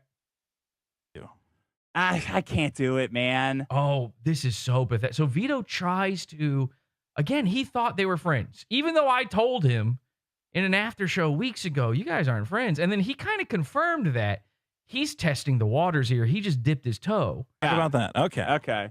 Maybe a movie review. He's trying to get Dick to go see a movie with him, trying to take him on a date. I can't do it, man. You can't see a movie with me? No, not after this stuff. It's way too tense right now. Sure, right now. We'll get through it. I don't think it's quarrel. Say that again? This is a real lover's quarrel. This is like getting kind of pathetic. This is feeling kind of bad. It's going to get better. Because you're going to get hammered more and more. Because Vito's like, okay, yeah, we're in the middle of an argument. Not right now, but, obviously, I don't know, 2 weeks from now, we could go see a movie together, right? And Dick is trying to let him down gently, but the answer is no. Look, internet drama is gay and temporary, okay? It doesn't last forever. You're bringing it on yourself. And I'm stopping bringing it on myself. No, this episode has been the opposite of that. I really don't think that. Whew, man. Well, you know better than I've told you everyone. there's a thing I can't talk about. Mitt and Riley. There's a thing I can't talk about.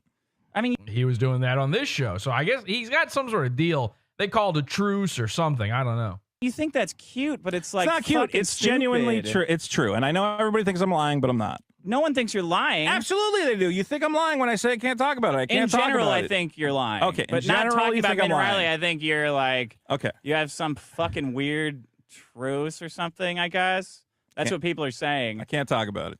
Hula Girl won't let him out of the house, says Evillian02 in chat. That might be, actually, no, Hula Girl's not calling the shot. Let's be honest. Hula Girl sat in the cuck truck, for crying out loud. She ain't calling no shots in this relationship. Otherwise, they'd be married. Oh, man. But it's like pulling fucking teeth. It's just. We just don't have to talk about it. There's a lot of stuff we don't talk about on the show. I don't like pulling fucking udders. I mean, teeth. Bring up stuff with you, you know? You have stuff. Oh, wait, that's why he likes mint. Oh, duh. Of course. He's into cows. Okay, never mind. I get it now. I understood the boobs thing, but I was like, there's the worst boobs, but they do look like, you know, you put her on all fours and moo. Stuff that is. You gonna threaten me? No. Whoa, there's the moment. This is the big moment. The show. I don't bring up stuff with you, you know? You have stuff that is. You gonna threaten me? No, that's not a threat. All right. This is a real moment. Dick has stuff, whatever it might be, I don't know, but he's got something that he doesn't want people talking about. Maybe several somethings. And I guess Vito knows, or at least Dick thinks Vito might know what some of those things are. Now, we know for a fact, and by the way, let's start speculating on what those are. Drug money. Oh, okay. What do you mean by drug money exactly? They're laundering drug money with the podcast. Are you saying that Dick is dealing drugs? No, that some drug dealer makes fake accounts and then donates to him, and Dick gives a little bit back. Okay, that's actually maybe one of the best theories I've heard so far on the obviously fake numbers of the Dick show. Here's the thing. We know that Dick and Vito are not friends. We know from this clip alone that they do not talk outside of the show. So the things that Vito could possibly know about Dick's life are very limited. But the thing that Vito does know, well, one, he knows where Dick lives. They record the podcast in Dick's house. But everybody knows where Dick lives, obviously, or else he wouldn't be getting cow deliveries. So it's got to be something not on the outside of the house or not even the location of the house. It's got to be something inside the house. Now, what's inside the house? Well, he's got a dog. And I'm not just talking about Hula Girl. And then he's got Hula Girl. But we already know about Hula Girl. What else could there be? Now, there's got to be something apparent in either the relationship between Dick and Hula Girl, or Marie, as I call her, or something going on in there that Vito knows vicariously simply by going to the home that he could have picked up on that Dick, you know, this is not a conversation they've ever had. It's not like Dick sat Vito down and said, don't you talk about whatever's going on in here. That's not what happened. It's got to be something that Dick has been nervous about. Like in his heart of hearts, he's sitting there every time Vito comes over and he's thinking, is this guy going to pull an Asterios on me? Is he going to start, one day I'm going to piss him off and he's going to start getting it in his head. Then maybe he should start telling people things. And I'm not going to tell him what those things are to tell people by asking him not to tell people. That would be stupid. I've made that mistake before. So I can't ask him not to do it. One day I'm going to mess this up. And now maybe you understand why Vito owns half of the trademark. Why he's now locked in. This whole thing's been dragged out for weeks. They do more than one episode a week, by the way. So this is multiple episodes. So what is it? Right after the episode where Dick, by the way, the comments on this episode from their own fans are all calling out Dick going, whoa, what was the last 15 minutes of that episode? What is Dick so worried about with this threatening thing? And then wouldn't you know it, Mr. Nice Guy Dick comes back and gives him half the podcast. It's an interesting series of events. There is something dark that Vito knows. Vito doesn't know he knows it. I couldn't ask him when he was on the show. I couldn't have asked him because he wouldn't know what it is. It's everything he knows. Everything he knows that we don't is a problem in Dick's life. Maybe 80s girl isn't there anymore. Or maybe the opposite. Maybe they're married now. And now Dick's character of this womanizing ladies man has been ruined. Or maybe, even worse, maybe Vito walked in on a sort of The Shining, a man in a bear suit, blowing Dick. He walked by the wrong door. We've seen Dick's house. It ain't no overlook hotel. There's not winding hallways everywhere. But maybe Vito went to go get a glass of water at the wrong time, and suddenly he saw a burning man going to work on Dick. I don't know. A 14-year-old getting immersed in a bathroom somewhere. Who knows? The possibilities are endless. And it might even be multiple things.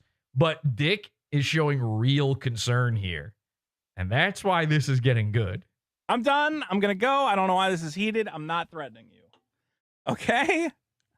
Bro, There's come stuff on. I don't bring up. What the fuck is that supposed to mean? Yeah, in chat, they say he claimed to know nothing about Juju. But maybe Vito was wondering, why did you keep the cow head? Why did you specifically cut the head off and keep it? Why is it in your bedroom? Why didn't you put it up in the studio? You put all these stupid little things up on the wall in the studio that are show related, but not that one. That one's in your house, but not in here. Stuff that, I would never bring up certain things that go on in your life. It's not, I don't know. Oh, really? Certain things. Now, of course, Vito's totally innocent here. Vito is not actually thinking about anything when he says that. He's just saying, the way you respect your friend. You don't bring up their personal life. You have, red... You better be fucking sure you're going to call... You have... Wait a second, Vito. What was that? Things that go on in your life. It's not... I don't know. You have, red... You better be... You have red flags? What was he about to say there? Red... What was it? Red... Fucking sure you're going to call the cops on me, too? Is that next? All right. So now Dick's caught himself. He tries to spin it around. Oh, yeah. Remember when you called the... What is there to call the cops on, Dick? Is there anything? And obviously the answer is no. Whatever this is embarrassing, but not illegal. So I don't think it's drug money like Manfish was saying. But whatever this is, he's willing to say the cops line because that is a joke. And now he's hiding. He's hiding. We got a sliver of truth and then the joke on top. You want to call this one? I love everybody. Great show. Biggestproblem.show. Vote on all the problems. Patreon.com/biggestproblem. And don't forget whatnot.com/invite/freeriley.fun. Okay, and now we're into plugs and we don't want to hear anymore. So let me know in the chat. What do you think Dick has to hide? Because we need to get Vito to start thinking about whatever this is.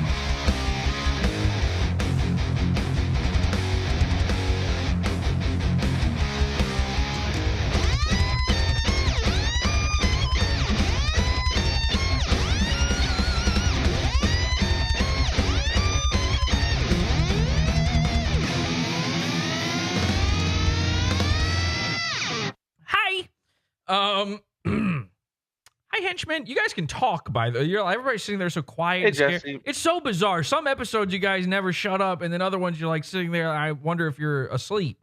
You pick a lane, okay? I've said it. I've got Virgies, all right? I have 1,000 Virgies, and all of them are better than Virgie. And by the way, we've been having Virgies on the show since before there was a Revenge of the Sith, so that's not even much of an insult. Remember Friday Night Hangout Explosion? And my biggest worry was people think that's the real show. They think that is, guess what? It is the real show now, okay? It's this Friday Night Hangout Explosion. Everybody can jump in.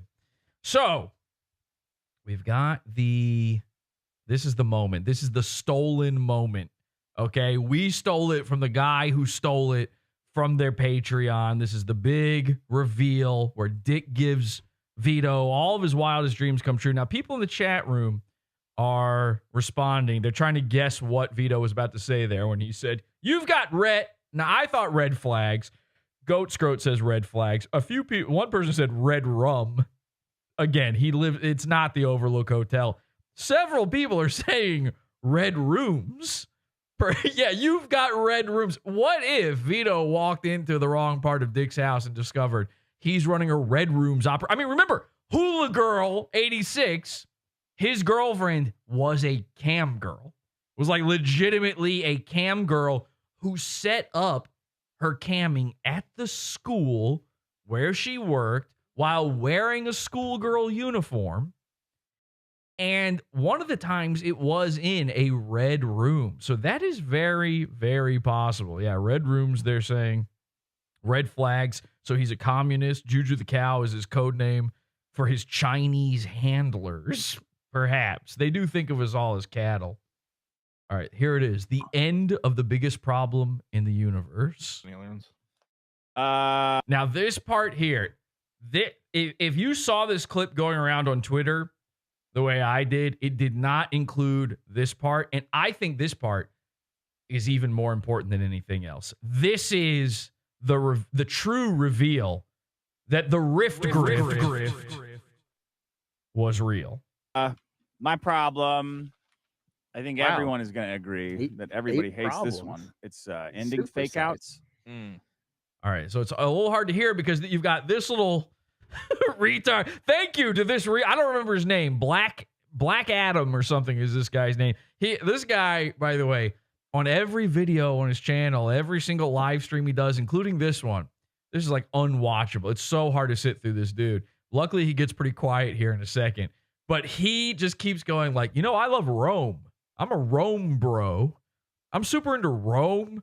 And again, that's like, 14-year-old boy, Mercian territory at that. But at a certain point, listen, Rome is interesting. A lot of guys, there's that meme. What do they say about the guys are sitting around thinking about Rome or whatever? And sure, yeah, you think about these empires and the history and all that. Me, I'm more of a World War II guy. You know what I mean? Not really into Roman stuff. I'm more of I think about a certain war and a certain theater of that war all the time. The Pacific Theater of World War II.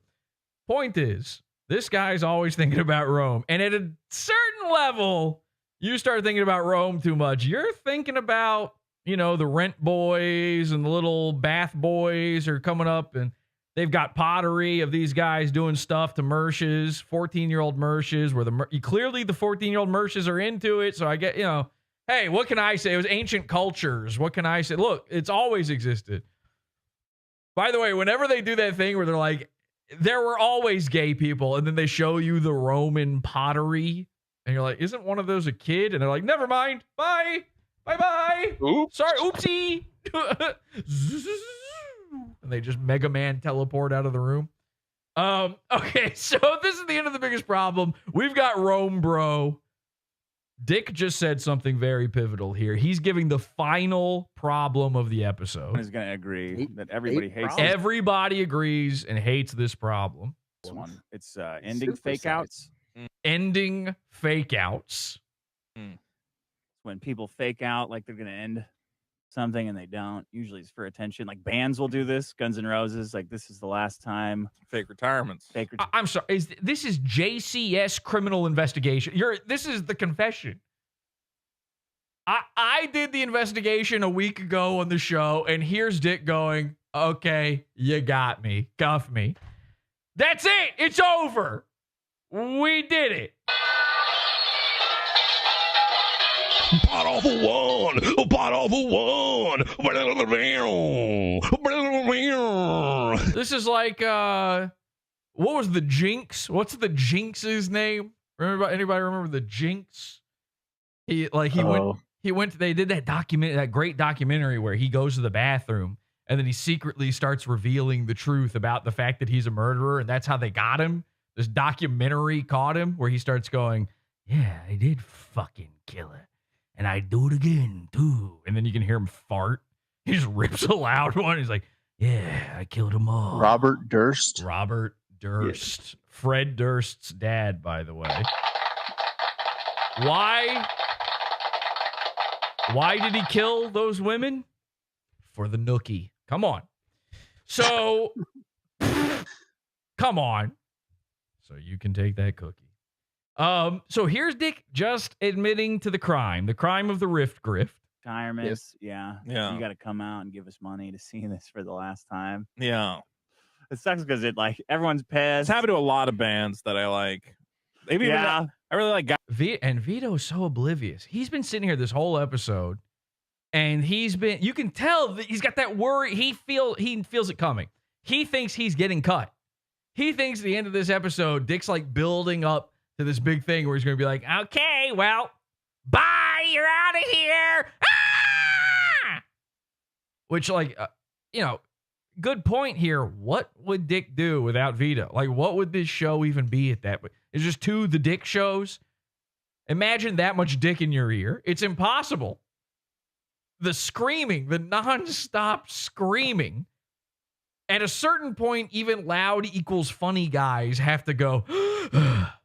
Guided by Voices. I talk about that band. Oh, they did a fake out. They have a DVD that says like the last Guided by Voices concert. Yeah. And then they just kept making concerts. You're like, well, that's not really the last one then. The McRib ending fake out always. The McRib, yeah. They fake retirements. Who the fuck likes now we're rehashing a lot of. Yeah, I forgot fake product. Okay.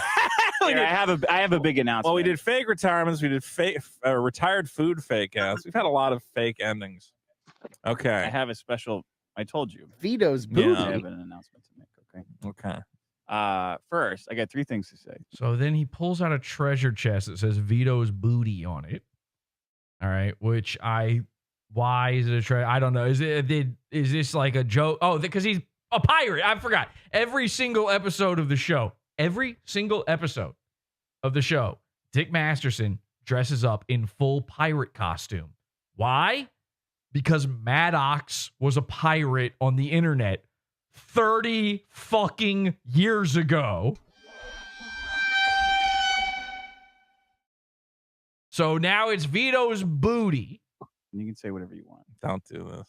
Don't do what? And Vito's actually afraid. He thinks this is it. I'm out. It sounds like you're planning something dumb. I am planning something dumb. Okay. I want to No. You're not planning something dumb. Apologize to you. No. For being a little over the top and too cruel. Excessively cruel at times. Okay. I'm not apologizing to the audience because when they do it, it's funny. Okay. But I don't think you're excessively. You're fine. Sometimes. Everything is fine. Sometimes. Sure. Sometimes. Okay. I understand. This week, everyone was joking about replacing you, and I thought it was funny, and I think they thought it was funny. Right. Josh and Carl wanted to do a whole I was told sketch. They had a whole plot. They had a whole sketch. Yeah. And it was funny. It was funny for us. Right. But I don't know if it was so funny to you. You know what I'm saying? Because it's a realistic possibility. You know what I'm saying? That I might get replaced. I think you thought this, but for me, these shows are about the people on the show. The name is stupid. You know okay. What are you? So this is how you know this is bullshit. This is how you know he's like trying to justify this bit. He didn't think this part through yet. This is the UCB kicking in where he's trying to make this work. So how on earth is this show about the people? This show is a fucking concept that a different guy invented that you now skinwalk as every fucking week of your life, dressing up like a pirate. Maddox came up with this show. You know what this show is about? It's about biggest problems. Oh, the joke is that they talk about these little tiny problems, but they make a big deal out of them. No, it's about the people. So none of this was thought through because He really wanted people to believe that Vito could be out. And he got all his little minions to help him do it. Whether he told him to do it or not, he got him to do it. And then he realized, oh shit, I'm not Keemstar. I'm not sitting here behind the scenes telling Boogie what the plan is. We did a whole thing in the after show last week, by the way, where I exposed Keemstar mouthing along to the words that he wrote in a script for Boogie to say. It was like straight up psycho looking. It was so crazy. He's not doing that with these guys. Dick doesn't want people to know he's faking this shit. So at a certain point, and I'm going to say it was maybe right after he watched the episode of PodAwful about this and then found out that I had talked to Vito before about this. He decided, oh, wait, Vito might actually quit, unlike Boogie, because he doesn't know. He's not in on it. So now he had to come up with this bit. That's where all this stems from, because he needs this extra, income on top of the Dick show. So, and of course, now we know that they are splitting it 50-50 as well. Problem name is not, it's not like this entity like Wheel of Fortune where you can just swap people out. Well, you can get Vanna White. You literally just swapped the guy. You swapped yourself with Maddox and then swapped you with this guy. It's maybe the most swappable I've ever seen a show be. I'm not even sure what the relationship is between the two of you and Vito. I don't even know how they met. How did Vito end up in this position? I feel like I'm taking retard pills over here because I don't get this at all. These guys and Vito seems to believe they do have a chemistry. I'm not seeing it. People just like picking on Vito. That's what it really is. Vito is the punching bag of the show. And Dick, in hindsight, believed that the old biggest problem was he's the funny guy and Maddox is the punching bag. Now, of course, everybody who was listening to it back then was there for Maddox. Dick was funny. This was before all he did was scream. So he's now twisted it up in his mind in this new reality. He's jujued for himself that that's the way it always worked. So Vito is a human punching bag and nothing else for this program. And you doing this show, okay? Okay. I don't know why. Getting Last really time you came gay in and you now. asked I'm gonna cry. Okay, I completely forgot. Rome Bro was there. He is on the verge of tears, even more so than Vito. By the way, another thing about Rome Bro, he looks like Vito, like to a crazy degree. It's really hard to see him here, even on the screen like this, but here he is. He dresses like Vito. He wears the stupid hats. He shaves his head bald. He's got the beard. He talks like Vito. And if you go to his YouTube channel, all of his videos, like their thumbnails and the topics are all like Vito's. It's like he talks about he talks about the biggest problem, and he talks about the Eric July shit and all that kind of stuff, and the comics gate and all that kind of stuff as well. But then when there isn't any of that stuff to cover, he covers the same kind of nerd shit. This guy is like a Vito skinwalker. I think a part of him wanted to probably try to get the position, just like Ethan Ralph, of Vito's job, which, again, here's Ethan Ralph saying, I was in on the work, you moron. Why do you think I tweeted out the inside sources post? Ha, ha, ha. Ethan Ralph had tweeted out before this episode went to air, before it went live. Ethan Ralph tweeted out, I think you guys are going to want to tune into the biggest problem. I have inside sources telling me Vito's about to get fired. He thought he had the role. He thought he was going to get to move to California and be best friends with Dick. And then, of course, they go on air, and this happened, so he had to walk it back. He says, it was Kiwi farmers getting worked by Dick, Vito, and me the entire time. All right, so what are we thinking? What are we thinking? Is it one of two things is happening here. Either Ethan Ralph is lying and saying that he was in on it with Dick and Vito, which means Vito is in on it, which means the Rift Grift is even truer than we originally believed, and Vito is even still working us now, appearing on the show. Or Was it all fucking, Ethan's just lying because he's a fat retard who is being made fun of on the internet by Kiwi Farms yet again? Yeah, it's that one. Yeah, it's that one. Okay, it's that one. For sure, it's that one. Yeah, somebody says, this is Kiwi Farms. They say, LOL, Rape It Ralph got worked, spent all week hyping up that he was going to take over biggest problem in the universe with Dick because Vito was getting fired, and Ralph had inside info about it, only for Dick to sell half the trademark to Vito for $1, effectively making Ralph look like the biggest rube in the universe. So yeah, it's probably the other one. All right, so let's watch it happen. Here it is. Here's the big moment. Valued your input or something, and I'm like, it's not that. It can't be a show without the two of us. I like the show, and I meant that when I said if we didn't do the show, I would just not do a show. It's not like you could just be swapped out. It's not going to be the me and Josh Denny show trying not to say the N-word for an hour and a half on YouTube. See, hang on a second. So when we talked about this with Vito earlier, I said there's no way you believe Dick that he would not do the show, and you could hear him just then go, well, he didn't believe it, but now he does. And what was his reason for it? His reason was the reason Dick just gave. Dick has gaslit this poor man. And again, gaslighting is not real. However, it does work against people who believe in gaslighting. The greatest gaslight you could ever do to somebody is get them to believe in gaslighting, because then it works. I don't know how that is. It definitely does not exist. And if somebody feels gaslit by you and you didn't convince them gaslighting is real, then it is not your fault. Laugh in their face and go, gaslighting's not real, gaslighting's not real, gaslighting's not real, gaslighting's not real. Until they don't know what to do and they. But Vito's been gaslit by Dick on this entire thing. And now he's using Dick's examples as to why Dicko was really being serious and genuine the whole time. No one wants to see that show.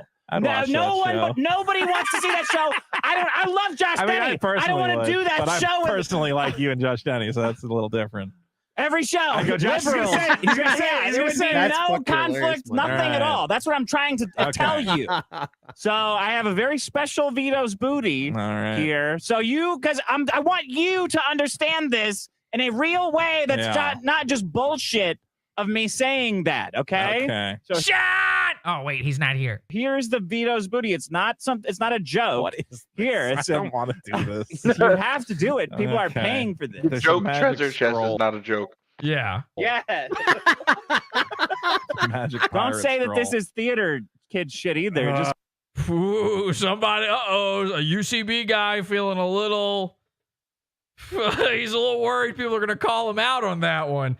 Sorry, it's theater kid shit. Okay, I think even I'm allowed to say it's. Why are you worried about something being theater kid shit? By the way, Dick, you're the guy who did this. Hang on a second. I wasn't going to play this, but somebody tweeted this to me. Thanks to Nostalgia November on Twitter. Sorry, it's not theater kid shit. Gaston. 2 holes. Pretty good. Oh, man, I want to break those in. All right, hey, Ariel. You'd make a perfect wife. That's all. That's what I'm saying. You'd make a perfect wife. You don't speak. You can't read. You never wear shoes, I don't think. You got a rich dad. You don't understand human sexuality. My God, you're my perfect woman. Belle? Jesus Christ. Okay, so this is like they have an audience of their own friends there. This isn't just theater kid shit, by the way. This is Disney adult shit. This is a roast of Beauty and the Beast, and Dick is playing Gaston from Beauty and the Beast, who I only even know who that character is through like cultural osmosis. I saw the movie as a kid. I don't remember this character at all. I understand who he is through cultural osmosis alone. And he somehow, didn't we do a whole episode years ago on Dick doing the roast of Ethan Ralph or something? Or they had a roast for Dick and everybody on it like totally bombed. Justin Wang was on it and bombed. Nick Recato was on it and bombed. It was so bad. It was on the Kill stream. Yeah, that's it. Ethan had like this thing where he was going to do this, these roasts for internet legends. And his first internet legend ever was Dick Masterson because he's trying to make Dick his friend. And this is a very similar thing to Hostbusters only ever doing host praisers for Red Bar. Because I don't think there was ever a follow-up Internet Legends roast. I don't think another one ever happened. I might be wrong about that, but I don't remember another one ever happening. So that was this terrible, terrible roast. Everyone's jokes completely bombed. This thing's all pre-written with a bunch of comedy people. Dick is in character as this guy, Gaston, and he's still bombing. For your roast master, Gaston.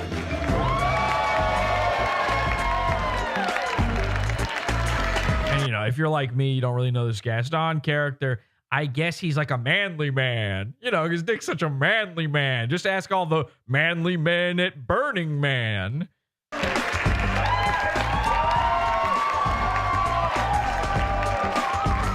So you can hear it. This crowd's hyped. They're ready to go. This is, I've done live comedy. Sometimes you got an audience that's like kind of primed for, you kind of can't fail in front of some audiences unless you're like exceedingly bad. They are here for this type of thing you're doing. The people in this crowd, this is California. These are Disney adults. They're ready for this.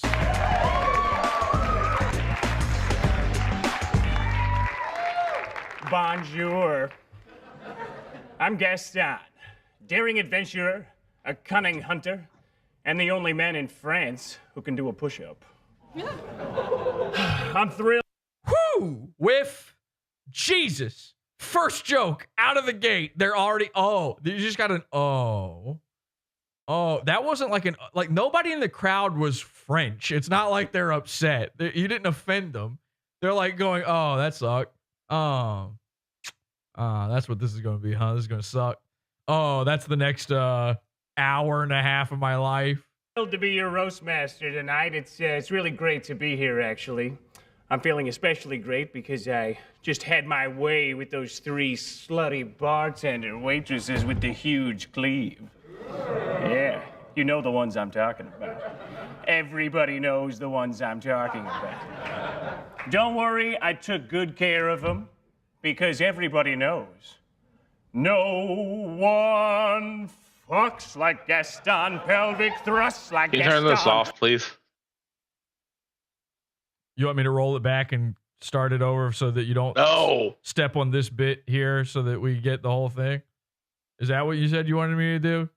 Because if you had just not jumped it, the one time you've jumped in this whole fucking episode, by the way, it's not like you've had a lot of other fun things to say, Boat.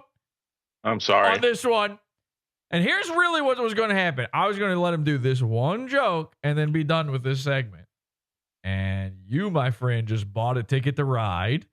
We're now in roast world. God damn it, Boat. Congratulations, Boat. Enjoy. I was literally waiting for this one joke because it's so bad. Good care of them because everybody knows. No one fucks like Gaston, pelvic thrusts like Gaston, goes for 45 seconds and nuts like Gaston.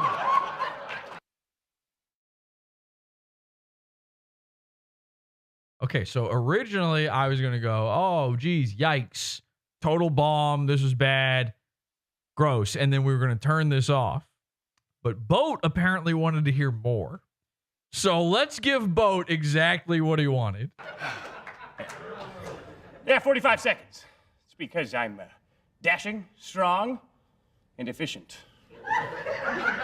Look, I know they all had orgasms because they told me they did, and we all know that women aren't smart enough to lie. All right, now enough foreplay. I never much cared for it. Let's bring out tonight's honorees. 2 people I'd like to mount on the wall of my house for very different reasons.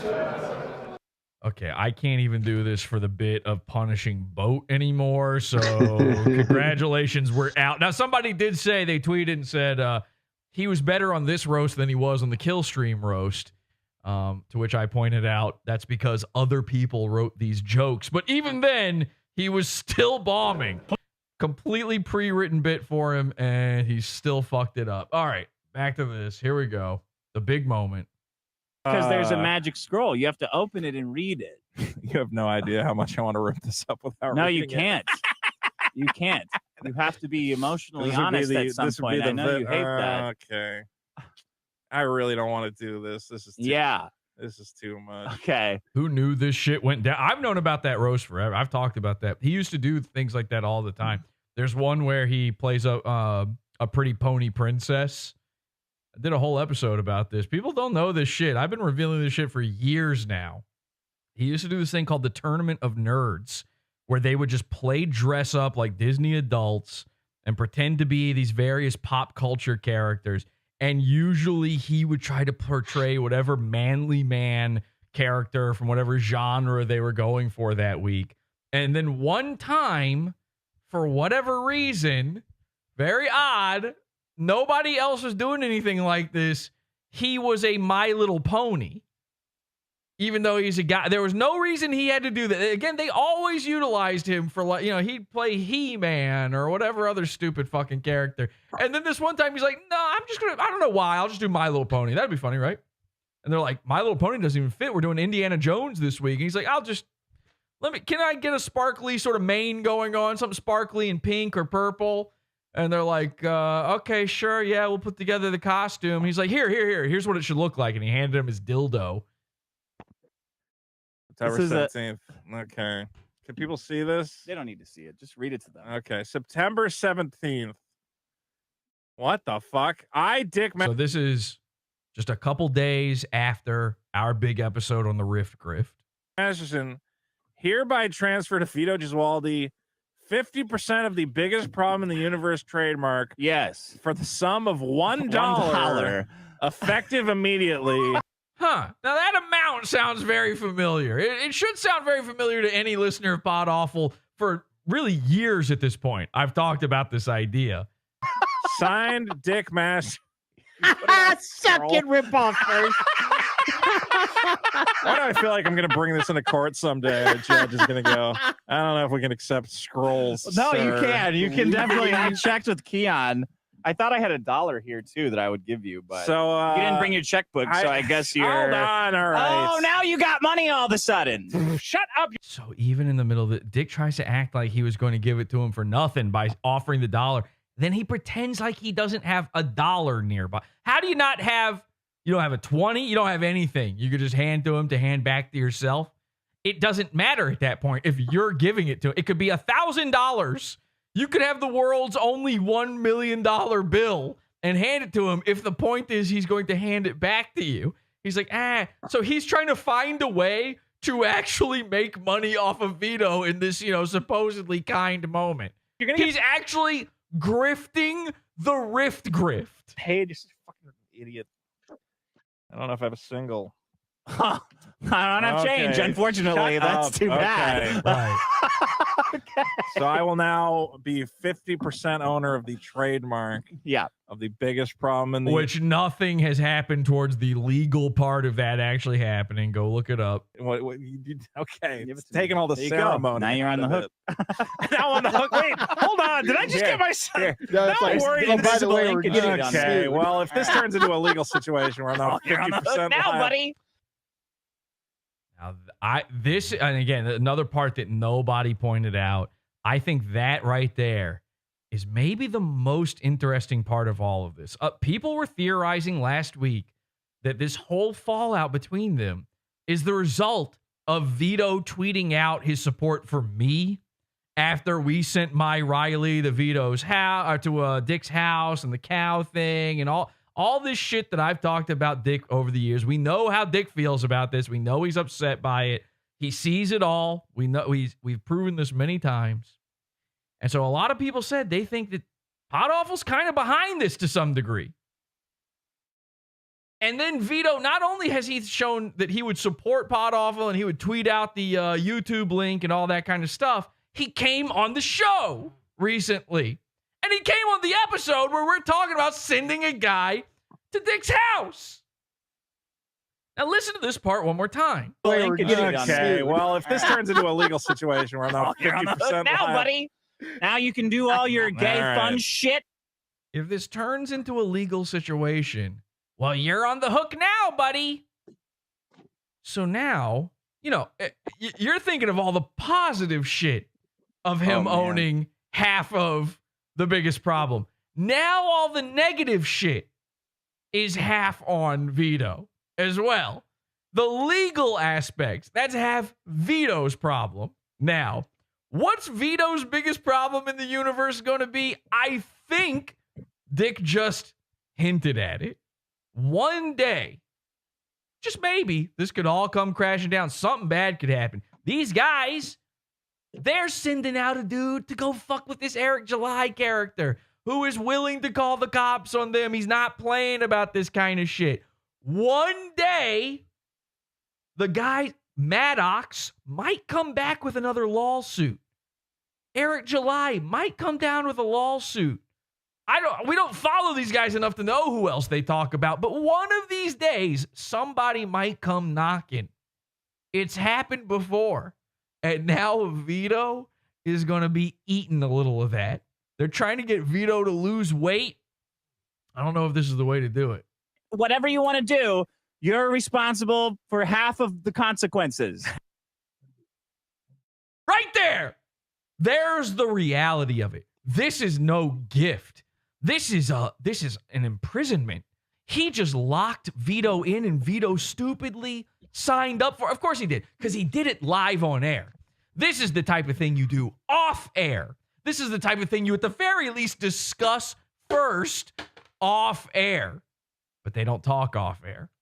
So that pressure of the camera being on, of course Vito's going to hand over the money. He's going to do whatever. In fact, Dick even did the trick of saying, I was going to give you the $1. He made sure it was really Vito's money to make sure that a real legal exchange happened just then. You just watched Vito trick himself into signing away his life to Dick Masterson, and all as punishment for me, the interloper, and him, collaborating. Oh, you want to work? You want to work with the enemy? You want to collaborate with the enemy? Okay, but just remember, you own this shit now too. And we're going to server mute Urquit until he figures it out. Sorry, was everybody? Were we all sitting there hearing Skirchwit? He's just rolling around in his bed right now. He's got a bed filled with knives, pocket knives, and he's just rolling all over them, dragging his diabetes needles across them, and just making sure we hear every little bit of that. Okay. Hi, Urquit. Sorry. Okay. Okay? I'm very excited. It's half your show, too. I want you to know that, and the audience needs to know that, too. I don't want all this gay. Yeah. Oh, yeah, I want everybody to know that. Everybody I want a needs lawyer to know that. Yeah. I want a judge to know that. Yeah, let's make sure the Supreme Court knows about this. You should leave. You get kicked. I don't like that shit. It's not, I don't. Nobody should have to feel like that, okay? You put in a lot of work on this show in 3 years, and it's not funny.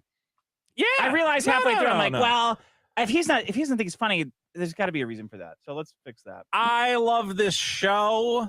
I don't even know what I could say about this show other than it's as I've said to people, they're like, hey, you should do your own podcast, or what would you do if the show ends? Well, yeah, maybe I don't know. Maybe better at some bits, though. I'll be honest. What? Your Well, of bits course, I agree are with you. fucking peak. Which bits? Like you're traveling, Even Vito doesn't believe that. Which bits? I'll tell you which bits. The one where I watermarked your show. That's probably the best one. What was that called? Dickpocracy, where he misspelled hypocrisy, and I just kept the typo in there. Even the thing you said right before we sat down. Oh, yeah, I'm the like, going to Ohio that's thing. fucking peak. I would love to do all that. Dude, you're the best. You're definitely not my boogie. Told people, I'm like, here's the problem is I definitely didn't just do a Faustian pact with you. The banter I have with Dick is incredibly rare thing to find in comedy. No offense, Vito. Where is? I'm waiting for it. When's it happening? We've watched whole episodes of the show. We've streamed them to my channel before. I'm not seeing that. Yeah, that was a shamanic comment. It's also not okay. Here's the thing. Let's say they are really funny together and this is really working. It's not rare because remember, this show already existed once with a different host where everyone liked the banter and the playing off of each other of Maddox and Dick. This is not a rare event whatsoever. I've met a lot of comedians. I've met a lot of funny guys, and they're funny. The Raped guys, and we have a great time.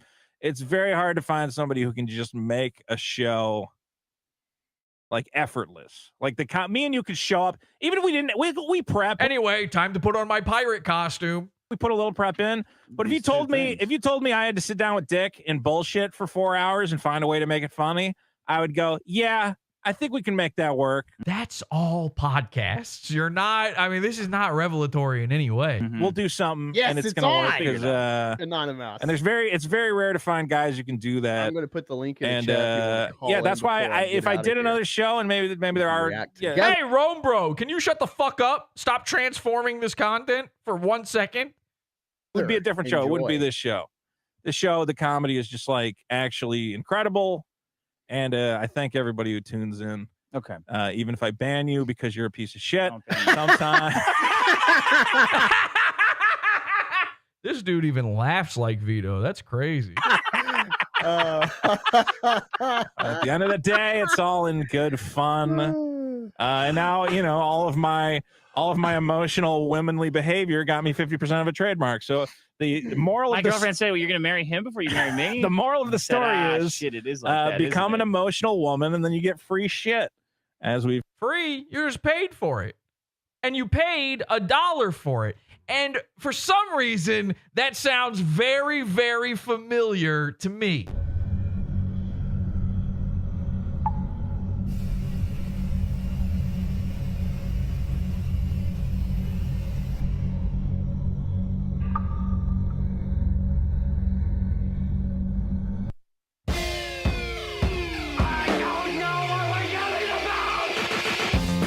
Support the show. Join the Pizza Fund. PodAwful.pizza. Pizza.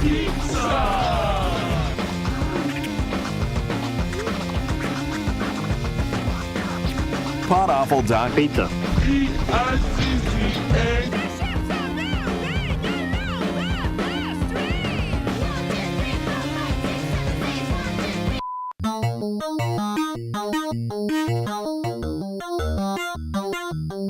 Is this a cult if I ever heard one? Yes, it is.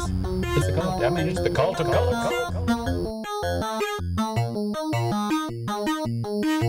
All right, join the Pizza Fund and get access to our Pod After shows, our bonus shows, our primo shows every Wednesday in the Pizza Fund. PodAwful.pizza. Support the show and keep it going. All right, so speaking of the show, here's the show. This is looking a little recursive, sort of the past as a kind of a recursive event. I'm reminded of the last episode that I did about this, the Rift Grift episode, because there was a bit in there where, honestly, this is something I talked about for years, sort of behind the scenes. I've probably made little mentions of it here and there. In fact, I want to say we did an episode kind of about Maddox years ago. I think it's called like Mad Docs or something. I think this is when Dick got doxxed on Maddox's Facebook profile, and I exposed the whole thing about trying to steal back the iTunes feed from Dick. It was this very big episode, very incredible stuff. I think I might have even talked about it back then. That would have been like 4 years ago now, if I'm not mistaken.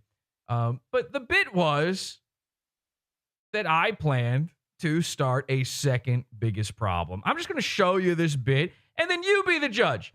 Is Dick Masterson watching PodAwful? Do these guys, are they just fans of this show at this point? What is going on here? You tell me. Let's take a look. This is something everybody gets wrong. Now, I've seen Dick Show fans, they love getting this wrong because they think this was like some giant win for Dick. So Dick and Maddox had this fight over the trademark of the biggest problem in the universe. And Dick, I guess, won it because Maddox is dumb and his lawyer sucks. There's absolutely no reason Dick Masterson should solely own the biggest problem. He probably shouldn't own it, the trademark to it at all, for any like logical, legal reason. It makes no sense. That's not the point. Because the biggest problem in the universe isn't just a trademark, it's an intellectual property. There's content, there's episodes, and Dick and Maddox own the IP to it 50-50. That's an unbreakable thing. Unless, of course, one of them were to sell half of that. So I told Vito, I could probably get Maddox to sell me his half of the IP, and then you and I could legally do a biggest problem in the universe. Now, we'd have to tweak the name a little. The trademark is in dispute here, but Maddox owns the biggest problem in the universe.com, which means if I bought it from him, I would, of course, be hard to fight that one, and I'm not as stupid as Maddox. I wouldn't lose. So I'm trying to pitch Vito on the idea of simultaneously hosting the biggest problem in the universe with Dick Masterson while also hosting, and by the way, this is an official announcement. I've never said this before, but I'm declaring it now. So this is officially, I own this trademark. This is my intellectual property. This is, you're hearing it here first. This is on the record, okay? Our podcast would, of course, be called, and by the way, I'm in talks with Maddox. We're working out a deal. Our podcast would be called The Original Biggest Problem in the Universe. Hard to beat. Hard to beat. And that would be true because I would be owning Maddox's half and Maddox actually invented it. So pretty smart, pretty good. All right. So that's why we're really going after this whole podcast co-host thing. I don't think. Now, you heard me say there that this is the first time you're going to hear me say this. Now, what I meant was publicly, because I had said all this stuff before. And then I got freaked out before the show began because I know for a fact I said it was for $1, which is where this whole thing comes from. I'm telling everybody, oh, am I crazy? I mean, you guys all knew it was for $1, right? Like everybody who's in here right now, all the henchmen. You guys knew? Okay. Oh, yeah. But it's not in the episode. Me saying it's for $1 not in the episode. So now I'm looking like an idiot. I'm panicking before the show began because I'm like, holy shit. I find the clip. I go, oh my God, I don't mention the $1 at all. I guess I was wrong. I guess Dick didn't copy me on that one. He couldn't have known about the $1 bit. And then I go, wait a second. I said it directly to Vito on the PodAwful show. So ladies and gentlemen, this is a little special thing here. This is Pizza Fund only content that I'm leaking for the first time. This is something that Dick would kill to see the full video of. What you're about to see is something that scares Dick Masterson. This is Vito on the PodAwful show from weeks ago when we talk about Riley and the cow delivery and all that kind of stuff. When I originally pitched to Vito this entire idea, Vito, who knows about all of this, Vito, who supposedly doesn't work all this stuff out with Dick ahead of time, Vito, who Dick, according to a lot of people out there theorizing that Dick probably had a talking to with Vito about his fraternizing with PodAwful, could it have been mentioned by Vito what you're about to see here? Take a look at this. I am attempting to... Now, I know that Dick owns the full trademark to Biggest Problem now. So people are confused about this because I said something about this and they don't understand what I'm saying. I'm not trying to buy the trademark to Biggest Problem, but I am trying to buy Maddox's half of the rights to it, which are different. His half, he does own 50% of the rights to Biggest Problem, the IP, the copyright on the original shows, the concept of it. If I successfully purchase his half of the rights and I start a show called the original biggest problem in the universe, would you? Now remember, this is weeks ago. This isn't last week. This is weeks and weeks. I mean, when was this episode? Actually, let me look that up real quick. Because this is important. Like, this is a thing where, like I said, this all started with the cow delivery. Well, here's the cow delivery episode. This is July 17th. Okay, July 17th. We're talking directly to Vito. By the way, this entire PodAwful show, if you want to see the full thing, is over 2 hours long. We talked to Vito. Vito tells us, he joins us to talk about his like full relationship with Dick Masterson, really gives us a peek behind the curtain. We talk about all the cow rumors. I explained the whole Juju, the cow thing to him. He tells me what he's heard before and what he's going to do when Dick inevitably this is literally in the description of the episode. Look at this. What Vito is going to do when Dick inevitably kicks him to the curb. I might have accidentally invented the Rift Grift. We talk about the paranormal stuff and Comicsgate. And I think the most interesting part in all of this is we actually talked to Vito about a sexual liaison between himself and Dick Masterson. So go check that out in the Pizza Fun, PodAwful.pizza. Now listen to this, though. Weeks and weeks ago, months ago now, would you be the co-host for it? I think if this scenario took place, I would. I think I'm a bit preoccupied with my existing obligations. It would be sadly. It would be once a week. It'd be very quick. You can do it remotely. You don't have to go anywhere. It sounds very appealing. I understand. Your glasses will remain unfogged up because you're not in that weird unfinished laundry room. That has been a problem. The fogging is becoming a problem. People are asking about the fog. What is going on with the fog? California humidity will get you. I should invest. I think there's like an anti-fog. You know what? Thanks for reminding me. I'm going to look on Amazon if you can get that like anti-fog spray. Why can't he just put a little air conditioner in there? No, there is one. What? I think that's might be what's causing it. Oh my God. All right. Well, anti-fog wipes for glasses. Maybe that'll help. Yeah, maybe. Okay. So it's a maybe on the original biggest problem in the universe. I mean, that would be pretty cool for you to be on both the fake or like new biggest problem and the original one. Well, I'm always open to new proposals, work up a business plan. We'll see. We'll see what we can the make business happen. plan is it's the same one you have with Dick. Okay. Well, then I'll probably just stick with Dick. You do both. You get to do both. Which one of these anti-fog sprays do I get? I want you this one says for swim goggles. To be clear, I don't want you to quit the current one. I want you to do both. I know. Oh, okay. That would be crazy if you quit the current one. No, I thought it would be really neat if you got to co-host the original one. Well, we'll see. I'm this close from buying it from Maddox. He is considering my purchase. He's considering it. Yeah. Well, yeah. Well, I'll let you guys make your business. You can ask. Deals in private. No, you can ask. What were you going to ask?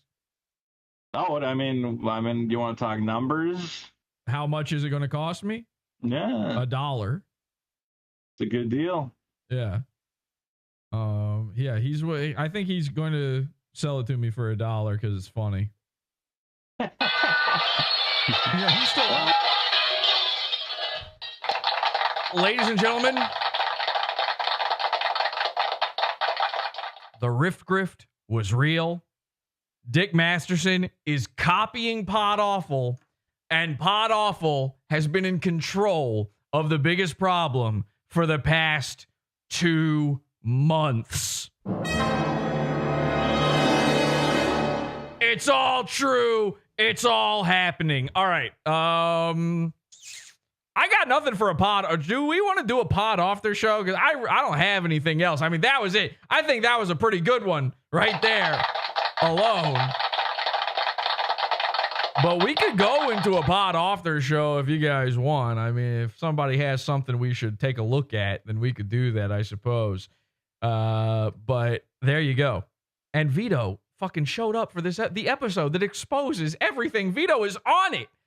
This episode is an insane episode. I see Keno Shea has clipped and tweeted this out. We need to get that thing going. We need to, you guys clip this episode, this whole episode. You got some dick leaks in there. There's a lot of good stuff in here. Clip this one, share this episode around because this is exclusive shit. And this is the kind of stuff that every time I get kicked off of YouTube, this gets lost in the ether of the internet. This is the forgotten reality of what really happened. One day, people will be remembering, oh man, remember when Vito got half ownership because Dick was going to kick him off the show and we all believed in it and we all fell for it.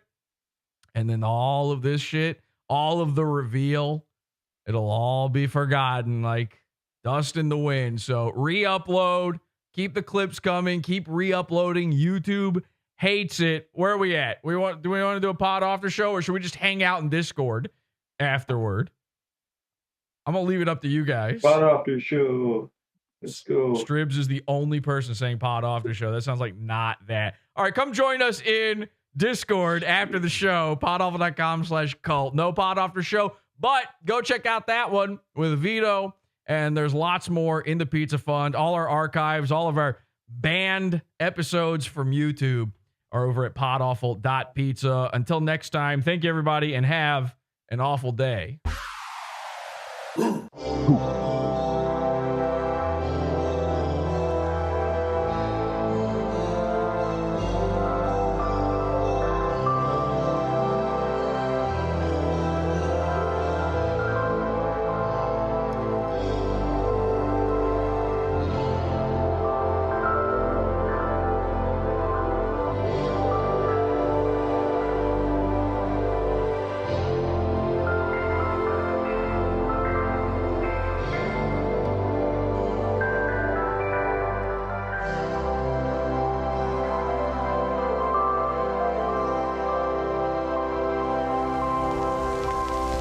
Oh my God, what the?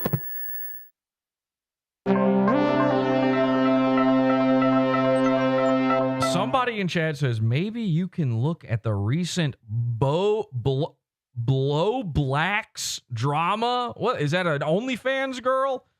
I don't know. Didn't Lossless have something? I don't know. They say, I don't know. He did spurg out. I don't know what that is. Are you insane? Isn't that a Salvo guy? Oh, you know what we can do? Join us. Salvo. Join us in Discord. And I think Salvo is probably live. We'll go fuck with him.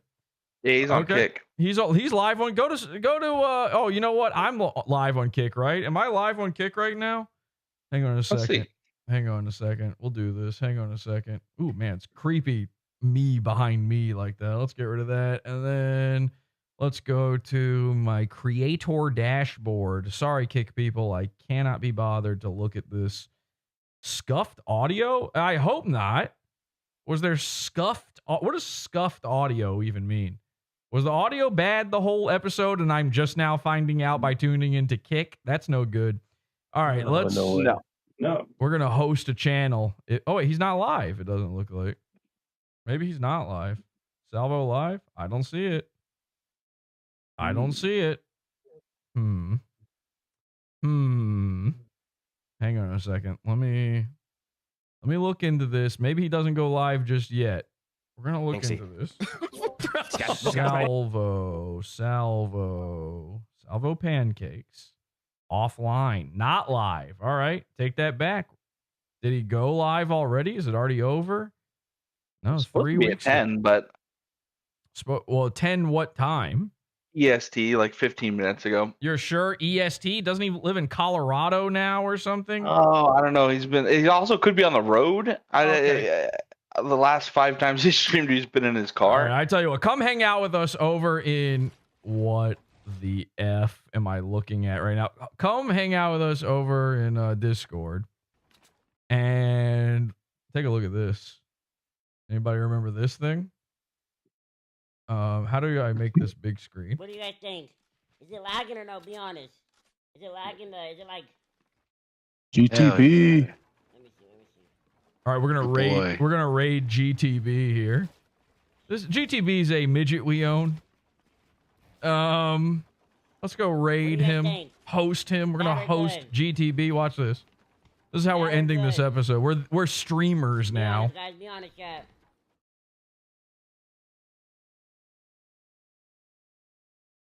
All right, let's see if that does anything. I don't know how this works or even what that means.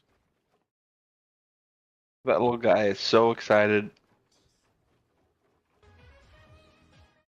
Yo, thank you for the follow, PodAwful. Hell yeah. Yo, WWW. Yeah. WWW. Yeah. Thank you for the follow, my boy. Thank you for the host. Wow. Thank you for the host. We're going to put him in a little cage. We're going to keep him. He's going to be part of the moon base permanently. We will capture him and we will seal him off from the rest of the world. Okay, see you, GTB. Bye. Go watch GTB until Salvo goes live. All right, that's it. It's over now. The show is over.